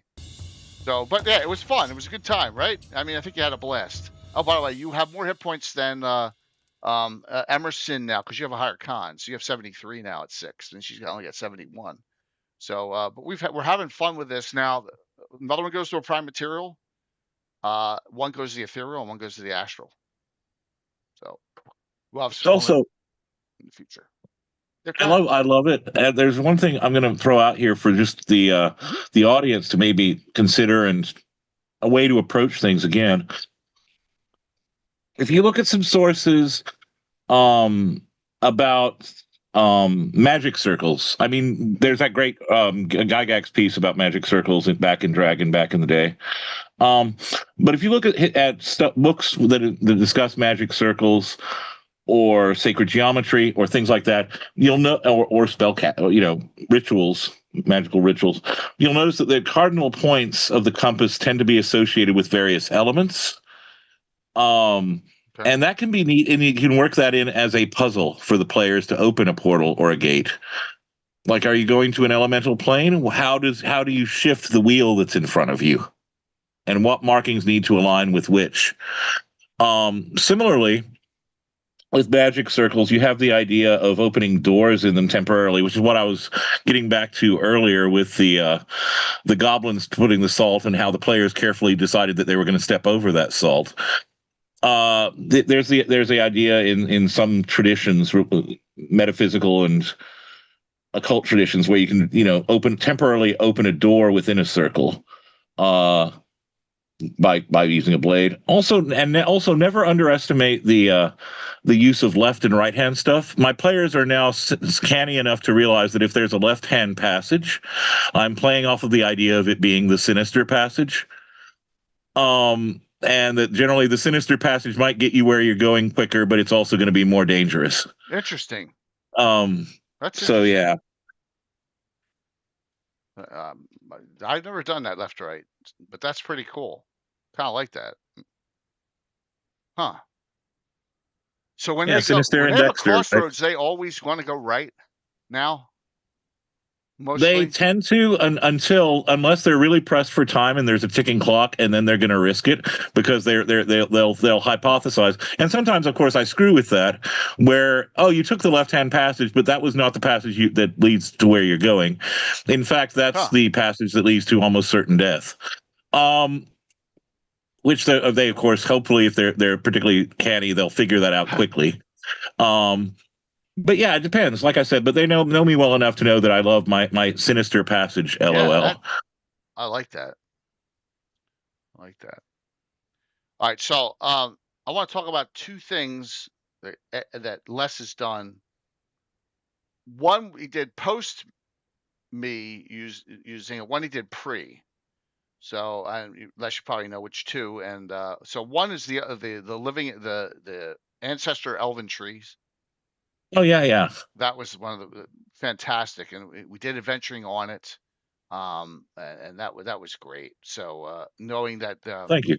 That back in the past, and how many did we say? How many years it was? Was it 1,000? You left it up for the DM too. Yeah. These elves actually took their bodies and themselves and imbued their spirits into these trees that are around the boundary of Celine. Well, for me, it's Celine. And there's not many left, right? There's a limited number of them, but there's one that they know of that's on the borders of where Celine goes up into the Lort Mills, and they had to protect that. And it's got extra dimensional space inside. It's just it's really my guys really loved that. I did it on a Thursday night. I may go back to that one with my new group of players, with my Saturday people, my event one. So, um, what's that? Way to go, Les. You just gave Jay another means of inflicting hurt on the PCs. No, The sinister passage, I think he means. yeah, that's okay. I mean, it's just a cool idea. I never thought about that. I never thought about always the left is always. It may be tough to do on my table though, right? Just because of the way things work. But and the second one is that is the Twisted Forest, and then the Yeah, story yeah. of the White Roses from that, which you did an entire article on it post me discussing it, using it with you, which was awesome. I mean, another really great um, Yeah, mythical. you said you asked me if there was any lore about the flowers, and I was like, Yeah, I can make up some. yeah, Yeah, and what's great about that is and the Twisted Forest is in Greyhawk Adventures. yeah, So and people, if you go in there, you're going to end up if you're especially of evil intent, you're going to get petrified and be in there forever. But there's ways out. If you touch a stone that's imbued with someone, they could take over your body. And there's and it's a Soul curse, if I recall. It's a curse on the Soul, if I remember yep, correctly. yep, But all these flowers that supposedly grew in the Soul homeland, these white yep. roses, and that's where Les wrote that. What article? What magazine's that in? Is that in Vision, or is that in Grey Grimoire? I want to say it's in the grimoire. Okay, it's in Grey Grimoire. It's in one of the Grey Grimoires. That story. So some very The White Rose of the Soul Imperium. yeah, Yeah, and that is a really cool, and that's just little blurbs of stuff that were and in the article that are in the Grok Adventures, right, about these. and it also ties in nicely. If you remember, there's the reference in the article to the honey that was produced in Badwall. Right. Which is a very obscure reference, I guess. It was there's a reference in Artifact of Evil that the economy of Badwall at one point had been reliant on honey, and there's an article of mine in one of the Oath journals about the beekeepers of Badwall and their history. So it's a little nod towards that as well, so the players can, you can work in the roses, you can work in the honey, you can work in all kinds of fun stuff that way. And yeah, it kind of relates to the tree thing too, the elven trees. All of it's kind of connected. I love those kinds of places and those kinds of, intimations of history. I didn't and stuff. So yeah. So to go on that, I did way back. My buddy Brian, who's Sublime BW, he's on a lot certain times, but I've known him since 2004 from the days of World of Warcraft. Warcraft, yeah. And he created. He had online when I was on. He had the audience create an NPC for me, and now her name's Fiona Swift-Thistle, and she's kind of like this dryad that shows up all over the place, all up and down wherever we are. Yeah. So there's a spot down near in the Pomars, and there's a spot that's near in the county of Ulick. But I used her and her tree, her dryad tree, with some of the newer players, and they loved it. And that's kind of um, where I don't have to one shot something now and then I forget about it with my guys because they've been there, done that. It's always good to have a new group of people to share things with. It's well, plus you get different styles, and that leads you to think of the game differently and invent stuff. It's always good to have people with different play styles come to the table too. Tim's coming back on. I guess he had to help his son with homework, and now he's coming back on. So, you're good stuff. Yeah, and it just with that, the point I'm trying to make is that if you find something, especially if it's in an Earth Journal or a Visions or the new Greyhawk Journal for whatever, you have access to the writers. You have access to the people who made them. Talk to them about it and say, look, what was your thoughts here? This is where I want to go with this, or can you further elaborate on? And that's kind of what I've done with Les on multiple occasions. Is what the point I'm trying to make, and that gave it a little more coolness to it, So that's just that's part of the great thing about the community. Utilize it. Like I said, with this thing with Sam, I see Sam's chatting about the Keelan Kings in chat, and it's part of being part of the community. Because they have that entire timeline that we were talking about for Keelan, and we actually had them on. Welcome back, Tim. We actually Thank had you. them I on. had to deal with some mystical stuff. There was some water sprites that were angry about the mine runoff, and they were really throwing a fit. We had to like fix that problem. Awesome. So, yeah. All right. Who else has got some instances here, some ideas? Is there a source book about Keelan? No, but they're working on a Sheldamore source book, Razkul. There is Greyhawk Journal that Gary Julian wrote for one of the Greyhawk journals. Yeah. There's an article. Absolutely. That and Living Greyhawk Gazetteer are the two sources for Keelan that I would recommend. Yeah. And then the article on the silent ones as well. Yeah. Because that dovetails nicely. Mm-hmm. All right. So how about a couple places? How about a place? Now, this place I used the first time ever was with Ed Greenwood, and here's the original pictures. This is the Two Towers. I know that sounds cheesy, right? It's from Lord of the Rings, but these are Dark Elven towers, and this is part of an Underdark area that suffered a collapse, and the towers are visible and the outside. And Anna was kind enough to place them, and as you can see, there's Ed's character. I think Anna, you played in this one too. I think you had. It looks a bit familiar. Yeah, I think you had Emery on that one. Yeah. And there's the group, and there was a Goth guarding the treasure, and Luke Gygax played on this one. Luke Gygax, there's so the son of Melf was on that one. I'm just saying it's a location I created, and if we come down here, there you go.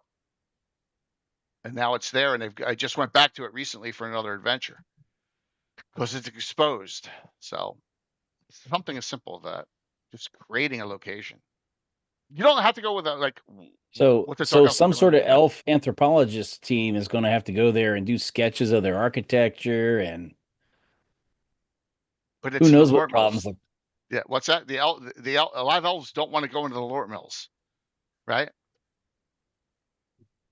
What about for science and study? This is not the TV show In Search of, where Leonard Nimoy needs to. Nah, some sage will want to do it to make themselves famous. Possibly, but it hasn't come up in my course of gameplay that's been the main goal. Let's find out about it, right? It can stay as an enigma why it's there. Well, they can be the reason why they're sending you to do some sketches. Well, yeah, we've had multiple individuals go there searching for stuff. So yeah, there is using that as an example of a location that you. I was going to say, in terms of a location, I'm not going to go into details because it was part of the playtest, and that's of course working during Virtual Greyhawk Con, and so it's working towards something. Yes. But I will mention that there is a place that the Saturday party got to go to, called the Fiend's Fingers, which appear to be bent standing stones, almost as if a claw is emerging from the earth, with what appears to be a spike. Again, it appears to be another. It seems to be a stone, but if you look at it, it resembles a clawed hand curling inward with a spike driven in the middle of it. And this site has a particularly tragic and potentially game-changing history to it. So there you go. I'll just tease you with that. Ooh. It's a tease, man. I like teases. Well, not all. And the players, I've got to say, I think the players enjoyed it immensely. So I'm going to play test it a few more times and see how that goes. So yeah, but it was a fun time, and I really enjoyed the environment. So I really enjoyed seeing the players interact with the environment too. No, that's always a good thing, having your players take what you've given them and hungry for it, Yeah, and interact with it and learn about it. One of the cool things, and this is something I tried structurally with the two Virtual Greyhawk Con games, where we're talking about mysteries that way and also mysticism. In both cases, the end game is site specific. In one case, actually, it's a dungeon crawl. But in both cases, what I tried to do is, as the players each had bits of information at their disposal, as you're going through, they're learning how what they know about the world ties into what they're experiencing, and they're talking amongst themselves about what it all means and what they should do. And that's a real joy, if that makes sense, seeing them interact and them solve the puzzle rather than me do a 30-minute info dump. Yeah, that was great fun, and I got to say again, my players this year, as per usual, great players. Great time was had, and I really look forward to seeing what other people have to say about this when the project is finished. Awesome. So yeah, another another one that I Tim and I have in common with that, and a lot of people are like, well, that's not Greyhawk. Well, I think it fits wonderfully in Greyhawk, and we already talked about the Dark Tower one. Talking about Mythical, right, Tim? I mean, Oh yeah, yeah. I mean, all the stuff in there, and the mutants, and all, and that's where Anna has placed it on my map. She may place it a little differently on others, but there you go, the dark. Like I said, very mystical. I mean, very mystical, crazy you stuff. have a number of fairly powerful, significant artifacts. Yeah. The story is. You also have two doors. The story is one of other. puzzles that you don't even know the final answer or how it happened. Right, that's true. You got It's crazy stuff in there, like two doors arguing with each other at each end of a hall. Two sentient doors. Yeah, arguing about who's the treasure in the middle, who it belongs to. Yeah, all Janelle Jacquet's stuff. So it's really a really good adventure. On my wall of fame because it deserves to be there. Yeah. So, they're just genius. What's that? I was going to say that and Thracy are just genius. Oh, they are, absolutely. So, here's another. Whoops! What the heck happened there? How do I do that? Oh, there we go.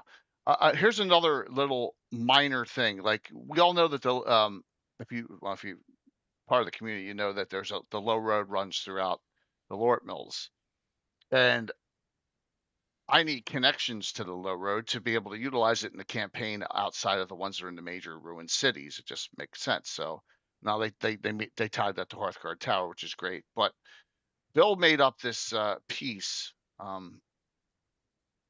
here, right?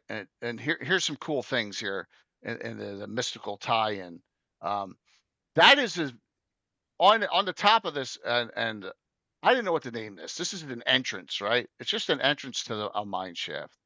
And then I forget who came up with it. One of my guys go, "What about the word a bet?" I'm like, that's got a ring to it. A bet. Okay, what's a bet mean? Entrance. Okay, cool. It sounds cool though.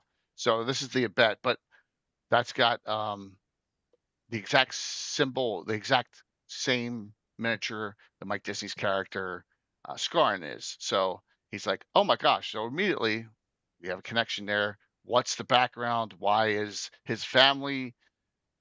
Obviously, it's an ancestor of his, and that went into a whole slew of other things just to tie in, just from some visuals, and a really cool piece of custom craft by Bill, right? And that increases the storyline and further enhances the storyline because this ties into the low road of what Rich did and David Leonard did for the community, and that's kind of what we should all be feeding off each other like that. Yeah, isn't it? Really cool. Yeah. So ABET, a bet, right? The origin of Split Rock is mystical. Oh yeah, yeah. Why don't you tell that story? No. Oh, you can't? Okay. It is very, very old. It's very old. Let me see if I have it on the map here. I think I do. Prehistorical. I have the Red Horse Camp. I'm looking to see. I could have sworn I did. Maybe I don't. Is it? I thought that Anna had added it, and I had her add it, but I may not have. It was near. Is it near the O in Rovers? Is it near here? It's near one of the letters there. Yeah. Yeah, right up here, isn't it? It's up here. No. Yeah, I added it on the official map. Okay, It's all right, added. cool. Yeah. There we go. But your map is behind the official map. Well, quite a yeah, I bit haven't. now. We have. This is 20. We haven't had an update in 3 years. I haven't updated Yeah, stuff on. I've 3, now yeah. updated the main map 3 times since, Yeah. or more than Yeah. that. Yep. So that's where it is. Yeah. I think it's a little bit north of the R. Yeah, Yeah, it's it's up there. Up there. Yeah. Yeah. Mm-hmm. Very Yep. cool. But all right, so you can't give any information out about that. Okay. Well, it was used as a weapon against somebody. Oh, okay. That's cool. Somebody was throwing that thing at somebody else. Oh, wow. And so the lake on one side is the remnants of the crater as it was landing. It wasn't stone giants like in. It's a huge thing. So Yeah. No Fraggle Rock. Fraggle Rock is no. I know you're being funny, but no Fraggle Rock. I have scars from that. I can't discuss why, but I have some scars from the word to turn from I know the concept show. is some sort of primordial magic using wizards before magic was tainted and messed up by modern times. They were fighting each other and grabbing large things, and somebody grabbed a giant thing and had it hurled at his enemy, and it landed there. That's why it's a giant big stone mountain sticking right out of the ground with like no other mountains or hills, right around it. There's nothing. It's just by itself. That's why. Which is cool. It's a cool, I mean, location. everyone now has game. no idea. There's no reason that they would know. The players wouldn't know. Right, because from that you've done adventuring there, multiple adventures there, and they don't realize that they don't realize There the was a deep history on it. possibility of a hint that Carlos's character could have gotten in the dark hand, but he refused to go check anything glowing in the pond. That's and right, he did. Killed the boss leader by freezing him in a block of ice and drowning him. Well, and you guys were all captured. They wanted to get the hell out of there. right. Yeah. So he was like, "I'm not going down there." I'm like, "Aren't you curious?" He's like, "No, we're getting out." Yeah, that's true. I remember that. Wow. Very, very. Yeah. Yeah. All right. So, any others that anyone can think of? Oh, so I am not about like. All right. Halloween is it's called Wickerus, right? It's called or All Hallows End in Greyhawk. Right? I think it's Wickerus is the actual. Yeah, that's one of the. They use a lot of that Yeah. old Celtic and other. Yeah. So you want to talk about mystical? Thanks to a Mike Disney model and stuff. Mm-hmm. Now last year I didn't do an Overgord one, but who knows? Maybe I'm going to do one this year. Yeah, Yeah, every year that's I tend to do an Overgord storyline. Yeah. But last year we Yeah. did a witch one with the Wicker. Oh, and I'm actually doing that at Page on Thursday night. That adventure. Mm-hmm. Cool. So yeah, but Yeah. it's kind of cool just to have to tie in the actual season and in real life what you do in your game. If you're okay with it, but if it's going to affect your campaign, I understand. Don't. But for me, I get so many adventuring groups and so much I don't mind doing an annual Halloween story, which we do once a year. So yeah, I'm oh yeah, that one is a witch story Thursday night that you're in, Rob. I think Eric Boyd joined up for that one too. Yeah, you are in that one. I'll take a look real quick up. So yeah, but like it's neat. It was a really cool thing that Mike got. Goes all the way back to when I first came into. Well, I got to be real careful here. I just opened up something wrong. There we go. Whew. I was worried I had crashed the stream there. Oh. Yeah, I know I didn't. But I'm opening too much in the wrong way. So yeah, just got to be careful. So what time we got there? Okay, we got plenty of time still. So the latest Spinal Tap film doesn't exist. Well, yeah, is it even out yet there, Les? Came out. It is out. I didn't see it. Is It it came out, and I don't think anyone saw it except for me, and I kind of wish I hadn't. Is But it that's okay. Is it bad? It's just not good. It tries really hard, man. It tries really hard. That's a It's shame. just nowhere. It's trying to recapture the magic and be. How can I put it? We didn't need the McCartney and Elton John and other cameos for it to be cool. Is all I'm going to say. Oh, really? Jeez. Yeah, they try to be really cool, and I love the original. You got to understand me. Yeah, yeah. So No. I understand that 100%. I mean, it was at level 11. yes, Yeah, yes, it was. So yeah, Children of the Fallow Fields. Yep. So no, he has not signed up yet. He said he was going to. I gotta remind him because I still have some openings in that one. 7 What time o'clock is that, Thursday Jay? night. What's that? 7 o'clock Thursday night at Thursday. Page. You're not gonna be there, right? Nope, we're arriving Friday early. Yeah. I got to get there Friday earlier than normal to make Anna's game. Oh, okay. There you go. Yeah. And then you're DMing on Saturday afternoon. Saturday, 1 p.m. There you go. Any signups yet? Not last time I checked, no. Yeah. But I mean, it's quite fresh. Yeah, absolutely. Okay. So, all right. Yeah, cool. Awesome. If you are, that's great. So we have any other instances here of something mystical you've done or you plan to do? No. You know, so talking about it in the game, right? No, I'm just kidding. I've had fun with I'm trying to create longer storylines in my games with all the groups. I have something going on with Hardby now. Those 25 years is not long enough. Yeah, no, well, I'm talking about like not having like just a series of one shots on Thursday nights. I tend to, now we got like Oh, yeah, Alan's out for now, but like I'm doing a Hardby thing now, where we're tying up some loose ends and we're going back to it Yeah. because the Varnafane line is now back in play. One of the legendary axes of Varnafane. They think they know where one is. Now, also Jeremy, who's on here, Astralier, he had a premonition or a vision, a dream during one of the games with 2 drink minimum that he knew where one was in the Lort Mills because there's 2 left. So his dwarf, Ryland did, yes. So I'm keeping those long-term plot arcs going. But they got something more to worry about, and that is to recover Ed's character wherever he was whisked off to on Thursday.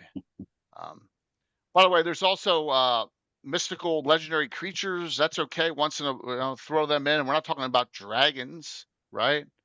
Like here, I mean, who doesn't love a kraken here and there, right?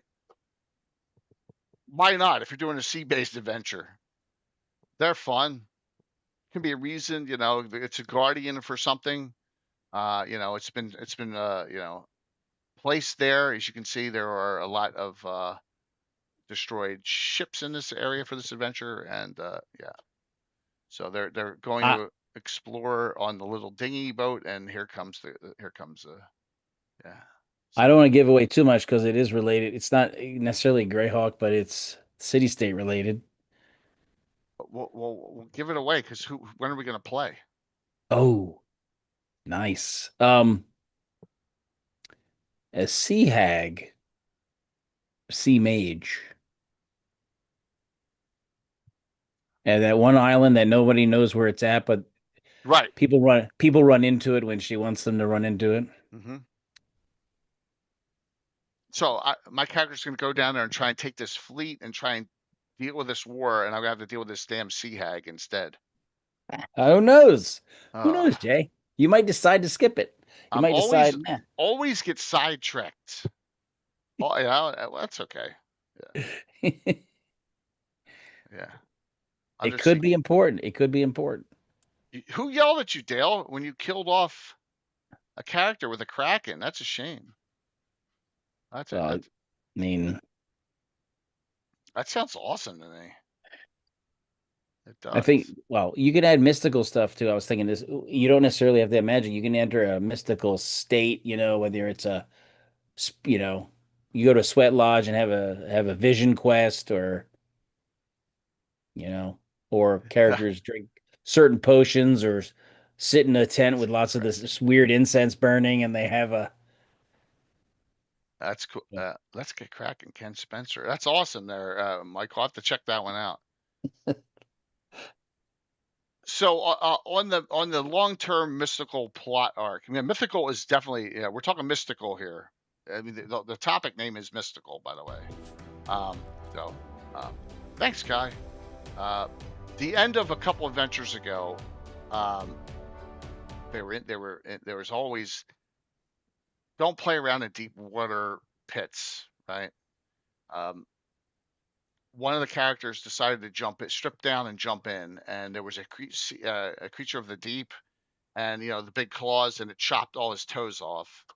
So now he's missing all the toes on his foot. But that was kind of funny. But they found this muddied tiara down in the thing.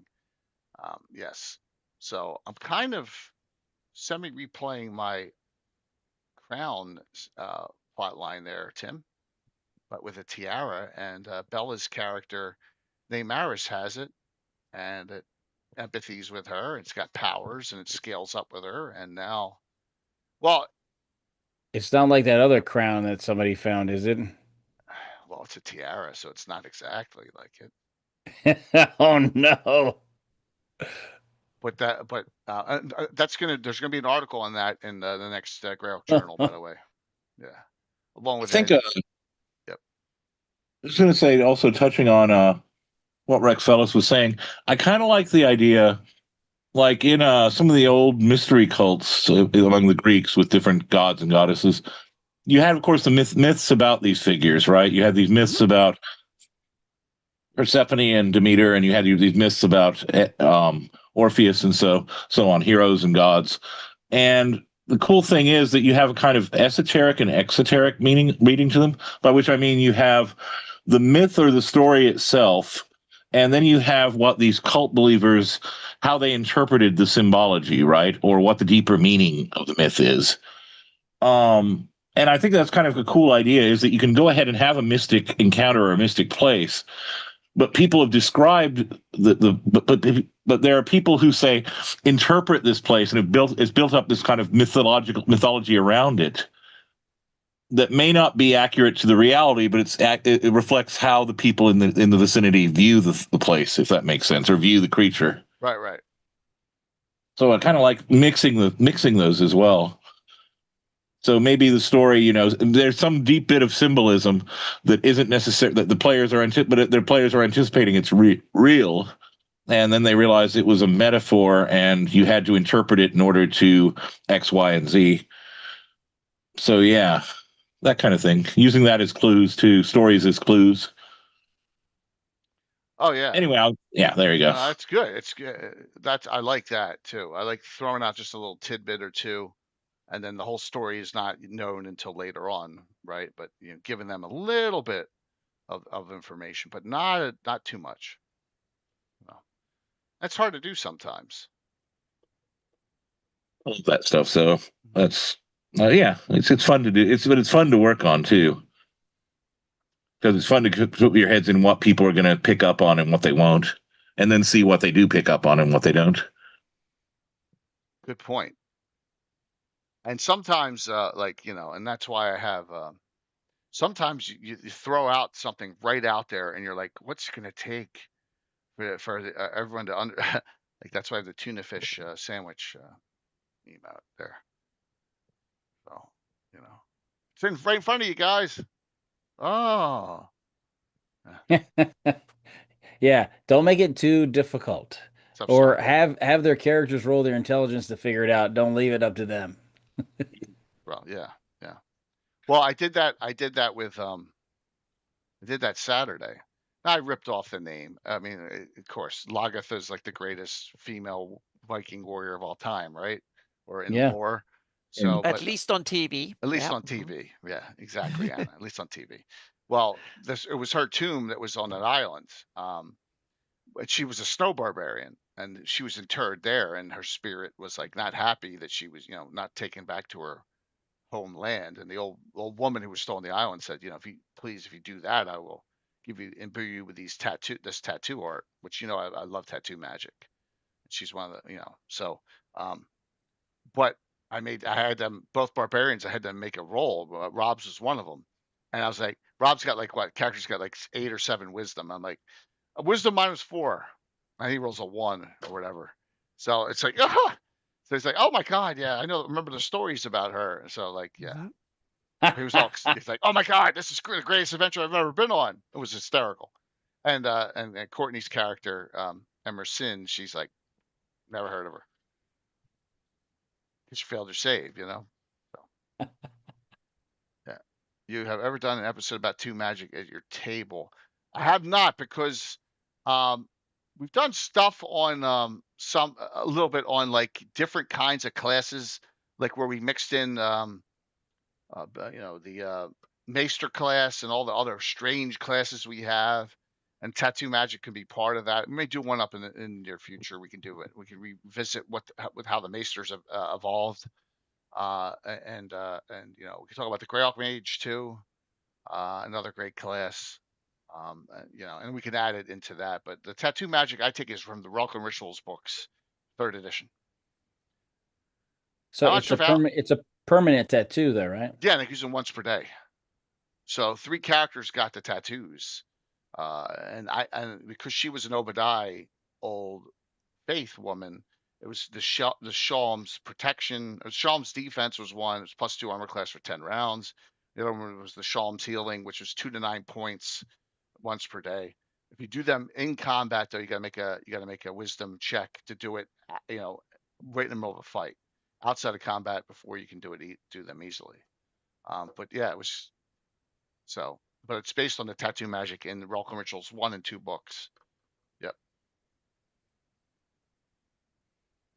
Yeah, for me, it's rare, Sparky. I have it I guess this is a good mystical discussion. I have it that right now, that that's the 3rd person that they know of ever in a campaign.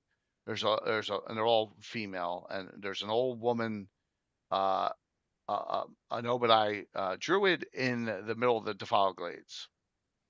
There's one near the Doom Grinder who's foretelling the end of the world. All right, and so and then there's this one off the Isle of Dread, and she's almost to her death age. She's been there 70 years on that island. So, yep. So you mean it's just something that's not it's not mainstream. No. Very it's rare. extremely Yeah. rare. And kind of linked to old magic, old earth. Yeah, that's what I have it. That's how I have it, linked to the old faith, or and there's so few of them, because I don't want it to become prevalent. Like, for example, Rosie's got Darling's halfling got one from the woman out in the Cairn Hills during one adventure, and she that's the only time I've ever had any of the Scott Squad or any of those groups have access to that until Saturday, when they found this other one out there. But she only subscribed 3 times, and for some reason she could do it on a barbarian, no problem. But if she did it on a non-barbarian, she was a snow barbarian herself, they had to make a save, and if they failed their magic save, got their pluses and all. Well, it's because they're weak and they flinch too much. Yeah, what's that? It's because they're weak and they're pansies and they flinch too much because it hurts. The barbarians don't do that. Right. So, yeah, but that was the thing. So, Korg's character, his halfling druid thief, got it, and he had to make a save. And he did. So, but if he had failed, I was going to tell him how it would have gone wrong. So, yep. Do something similar with magical tattooing in my campaign as well.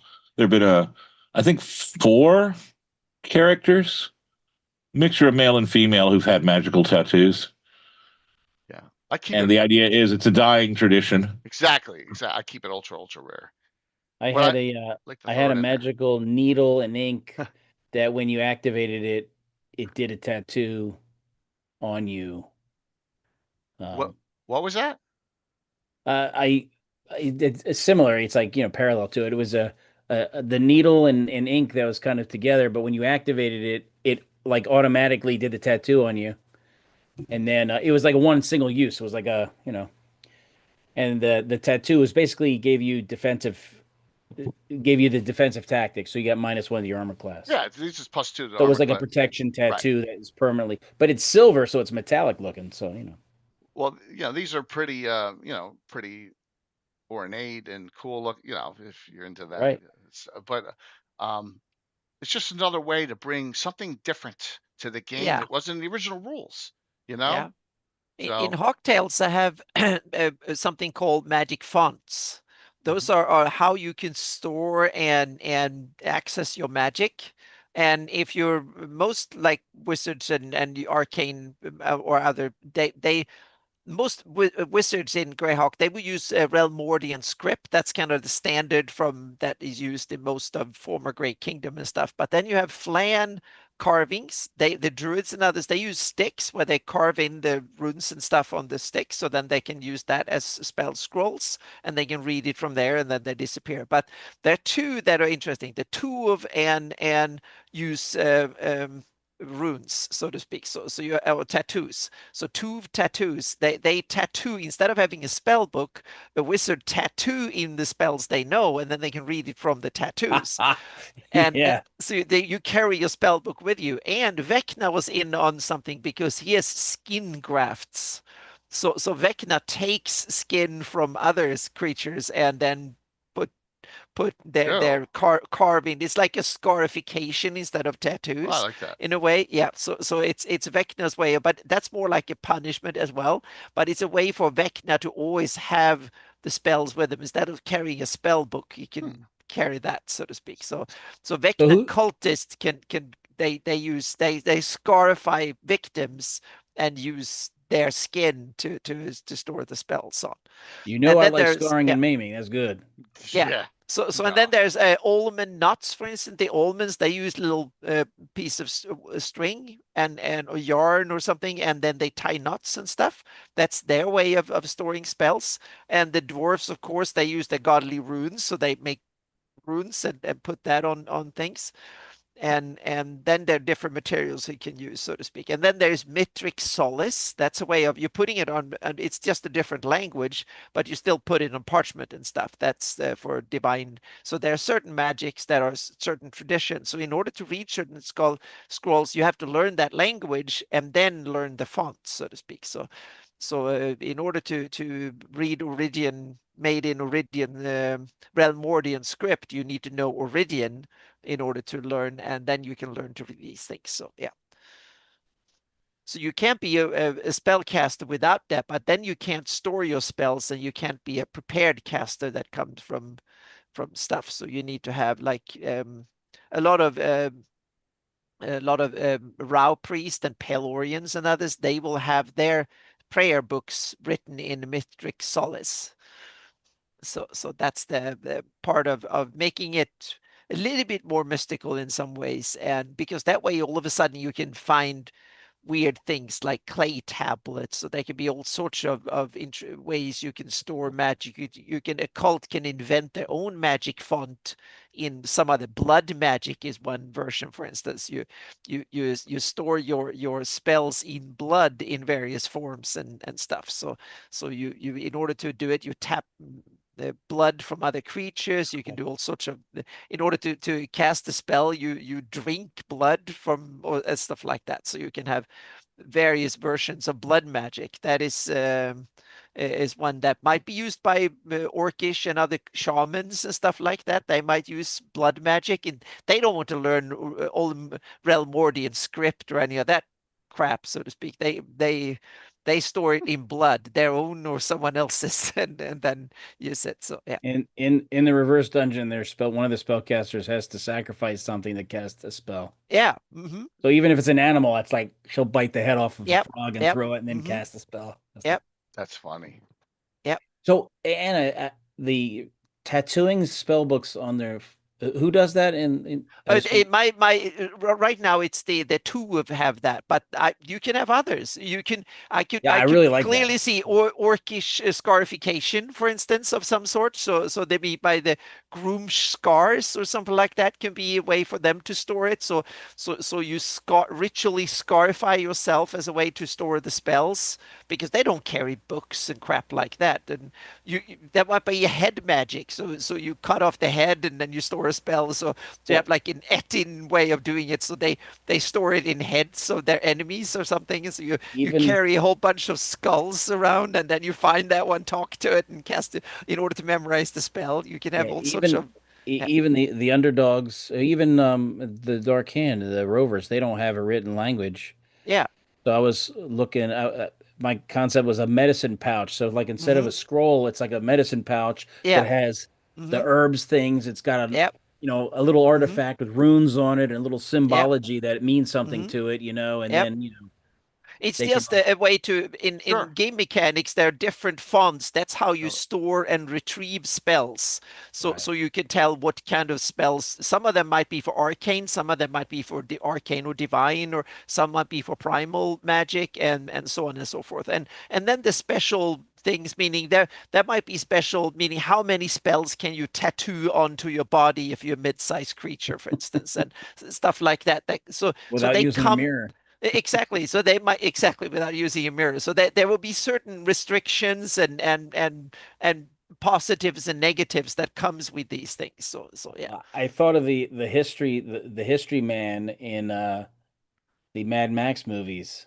yeah.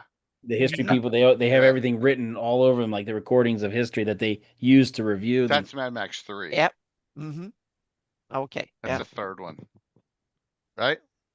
Well, you get a closer look at them in Yeah, Meldon, technically, yes, they could if they knew the language it was written in. So first you have to know Allman, or no, you have to know speak Tuv first of all in order to be able to do it, and then you have to learn Tuv tattoo Yeah. skills, so to speak. So you have to understand both the language behind it, and then you have to understand the tattoo tradition. So if you know these two, yes, you can read it. but Yeah. I would imagine this Yeah. tattooing It would was be the in third your one. own personal shorthand as well. So Exactly. So that you'd you need there will read be magic to do it exactly, anyway. but you need two of and that two as a baseline, and then it will still be DC in order to figure it out, so to speak. So yeah, depending on how difficult the spell is, or something like a cantrip might be easy, a ninth level spell will be really difficult, and it also be but that might be bigger, that might take more room and stuff. So depending on, and then you might learn them by heart if you have seen them so long, so and whatever. So yeah, I have some witches that have the ability to put a tattoo on somebody. yep. And but I like the remoteness and the unusualness of it so that it's not mainstream. No, yeah. Now, there should Yeah, be it has different to. magic traditions depending on where you come from. So not all wizards should be the same, so to speak. And No. meaning a goblin Yeah, shaman should I be meant very so. Yeah. different from a wizard that studies in Relmord or Reldevin or something like that. They should be very, very vastly different. And to limit your parties from doing it, you can have cultures look at it as blasphemy to actually do it. So that way your party members can't just go wherever they feel like it. And now they're Oh like, yeah. I don't know if I want to Hmm. do that. Yep. So, what do y'all want to say in closing on this? Look at that. We're already over 9 o'clock. Wow, that Yeah. flew by. That's good. Les, what do you got? Man, I would just say go ahead and think about what your players expect and then what you actually want them to experience, if that makes sense. There's a combination. Don't do the big contemporary thing about expectations, right? Where everyone seems to say, I'm just going to throw everything out and just go nuts. Go ahead and have it make sense, but make sense only retrospectively, where the players are like, this thing is very mysterious and strange, and the rules seem abnormal here. And then in hindsight, they can look back and go, actually that made sense. It just didn't make sense in the way that we're used to things making sense. This has a kind of logic of its own. That I always think of, since we're talking about bad movies, Jay, Yeah. I'm going to throw out a line for you from Slave Girls from Beyond Infinity, a classic 80s film. I have the strangest feeling that the normal rules of space and time do not apply here. So there you go. That would be my advice. Go ahead and don't be afraid to embrace your inner slave girl from Beyond Infinity. That's awesome. And I appreciate you coming on, Les. Thank you very much. Hey, no problem. Thanks for having me on. Anna, how about you in closing here? Well, I just think these are great topics that you should use to spice up, and you should start thinking about it. And I think a combination of tying into ancient traditions, myths, and legends, and then sprinkle in some interesting mechanics in there, meaning some new spells, some new monsters, some new procedures, and stuff. And also to tweak the rules, meaning in Hawk Tales, what I've done is that I have built into the rules that they can be tweaked. There's how magic works and stuff. There should be local and regional and even campaign spanning changes, so that certain magic might work differently over time. I built variables into this rules from the beginning, just so you can't tweak like that. So, for example, you can have. Oh, I just need to drink a bit here. You can have that a certain magic might be harder to learn or master if things go bad, so to speak. If I get the overhand and there's so much evil and necromancy and stuff, it might be harder to learn good stuff because the evil might be so lingering in that area, it's harder to learn. So that means but that also means that you get more experience. So you might have a character that is leveling up faster. So that means that certain things you might get more hit points and stuff like that. But your magic and good abilities might suffer from it. So that will tweak your character's trajectory in some sense, because certain things will get harder, but other things will get easier comparatively, because we're talking comparatively. So overall, you will still level up and you will still learn things, but you will more even like a wizard or someone who's dabbling in arcane and stuff might have more hit points and learn other things, but be less into the spells, so to speak, when it comes to that.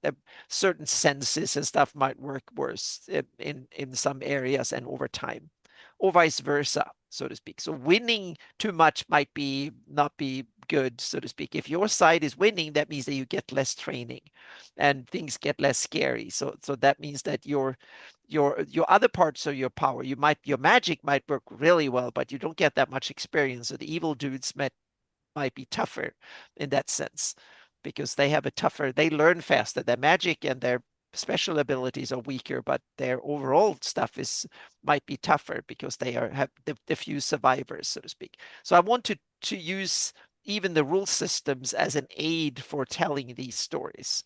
The rule system is not just like a static being there. It's a scaffolding and a tool to help tell the stories. That's why I will invent my own rule system. Yeah. I think also, Anna, would you agree that having the rules where, again, the place or the encounter, it deviates somewhat from the standard rules, and part of the fun is seeing the players adjust and figure out what the rules are here or with this entity. Yep. And yes, it's I like game mechanics to go away a little bit. Yeah, Yep. But it's like the river that flows uphill. It's fun occasionally, but don't overdo everywhere. Yeah, exactly. Don't overdo it and screw up everything. Well, the mystical, I think we could all agree, the mystical is like a flavor, and you can overdo it. Living in New Orleans, I can vouch, you can overdo certain flavors. Yeah. And it's no longer quite as pleasant to eat, or you're just overexposed. Mm-hmm. Variety, my friends, with spice. Yep. Mm-hmm. Yeah. And Tim, your thoughts on this discussion?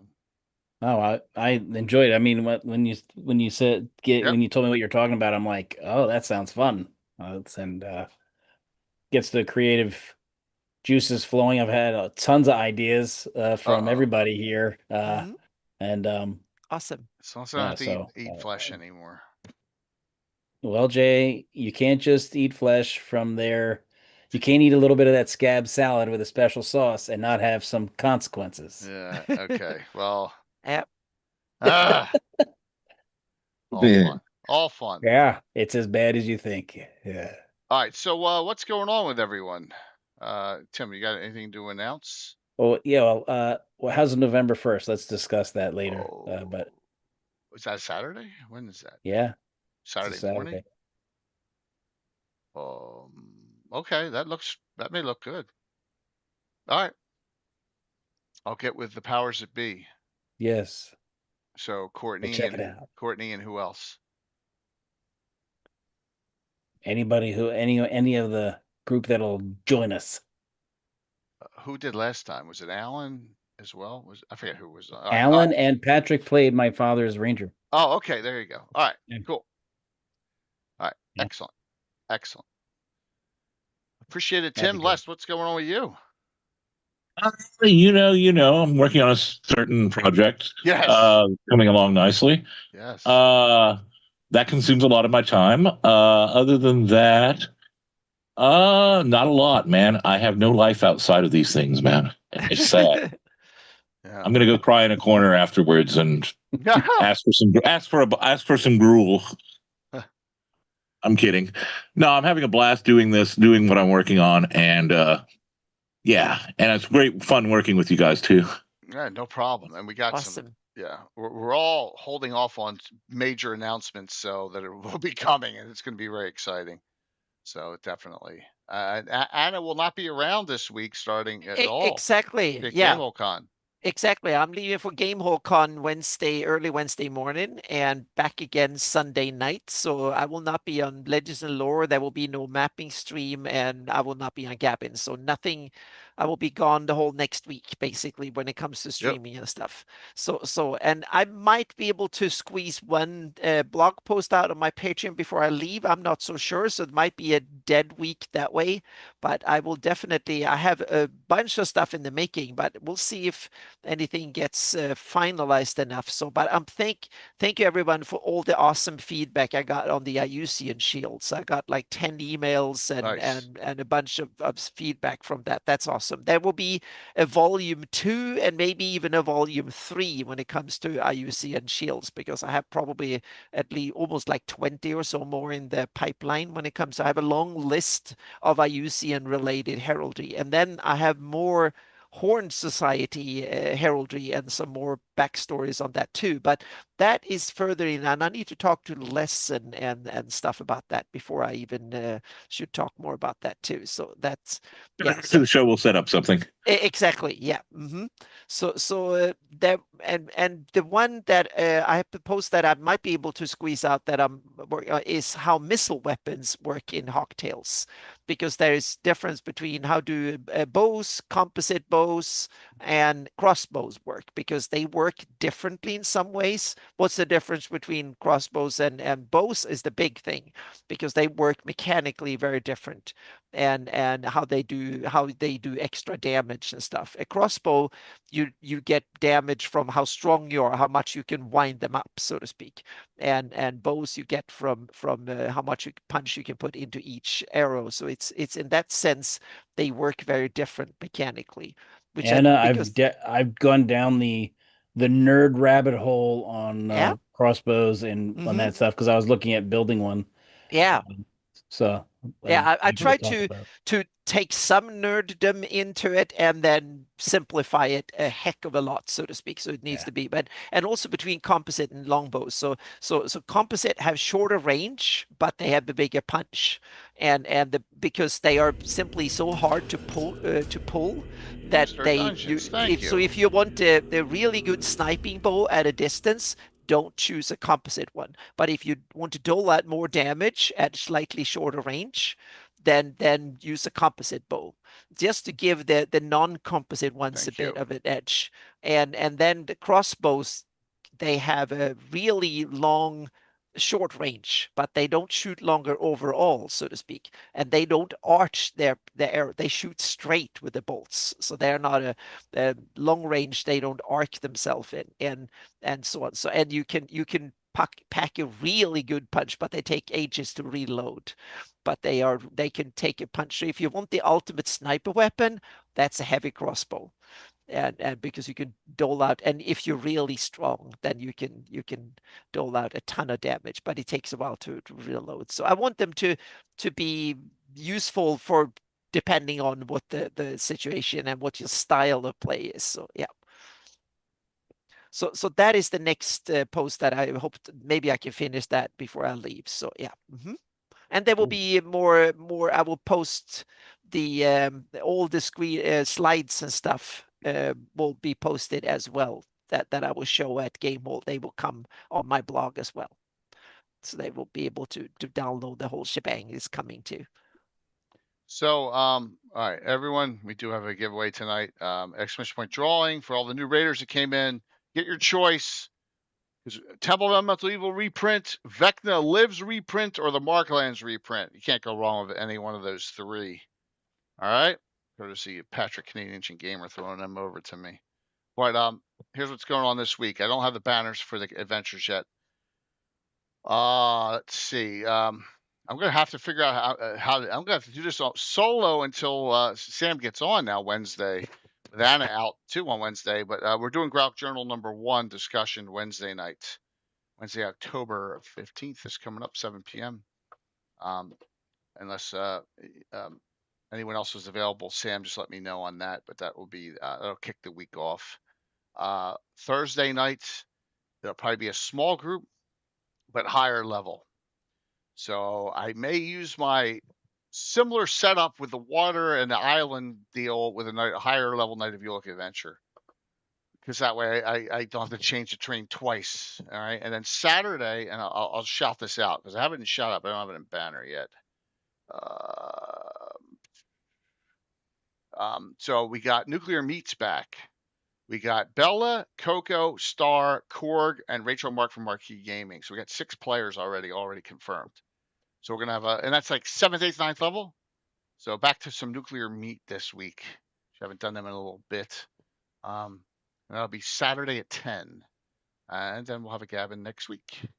And that'll finish up the week. One more time, if you weren't on earlier, the Tarvine Belt is out.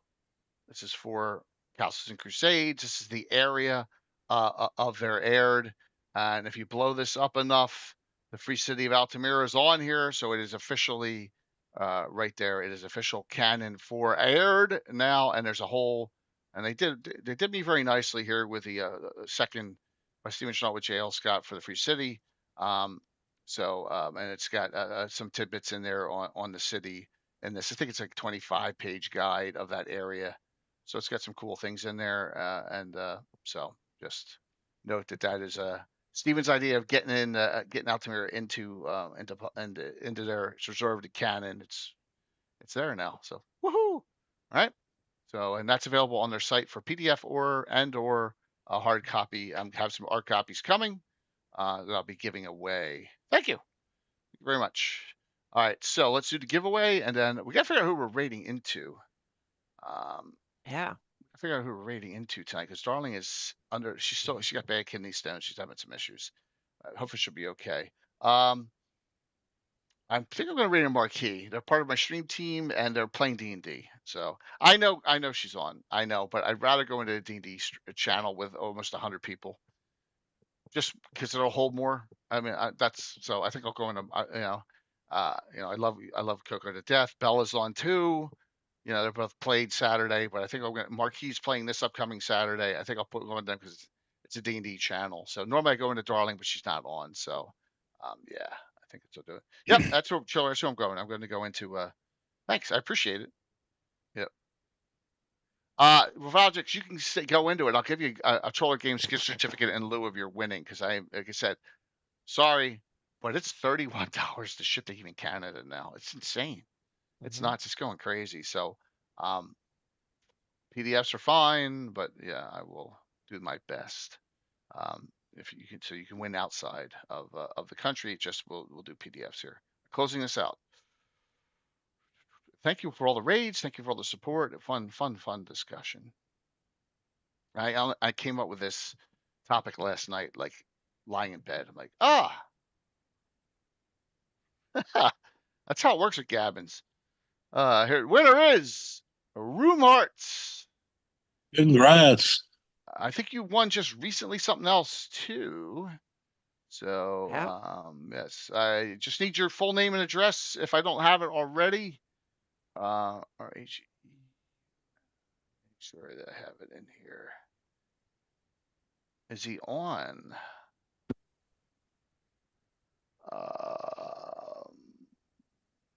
Yes.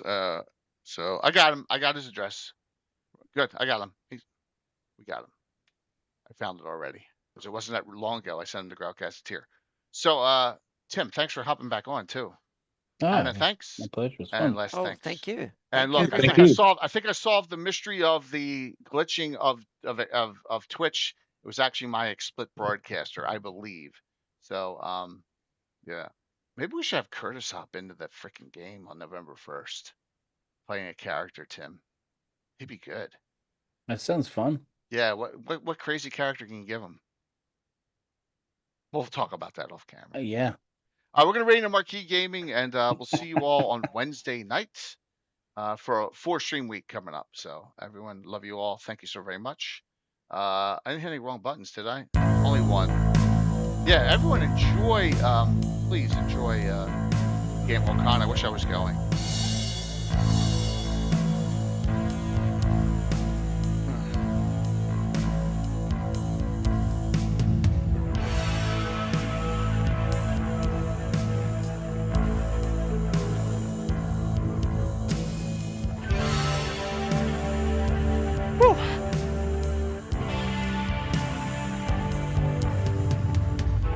I'm not looking forward to this long work week coming up, but it is what it is.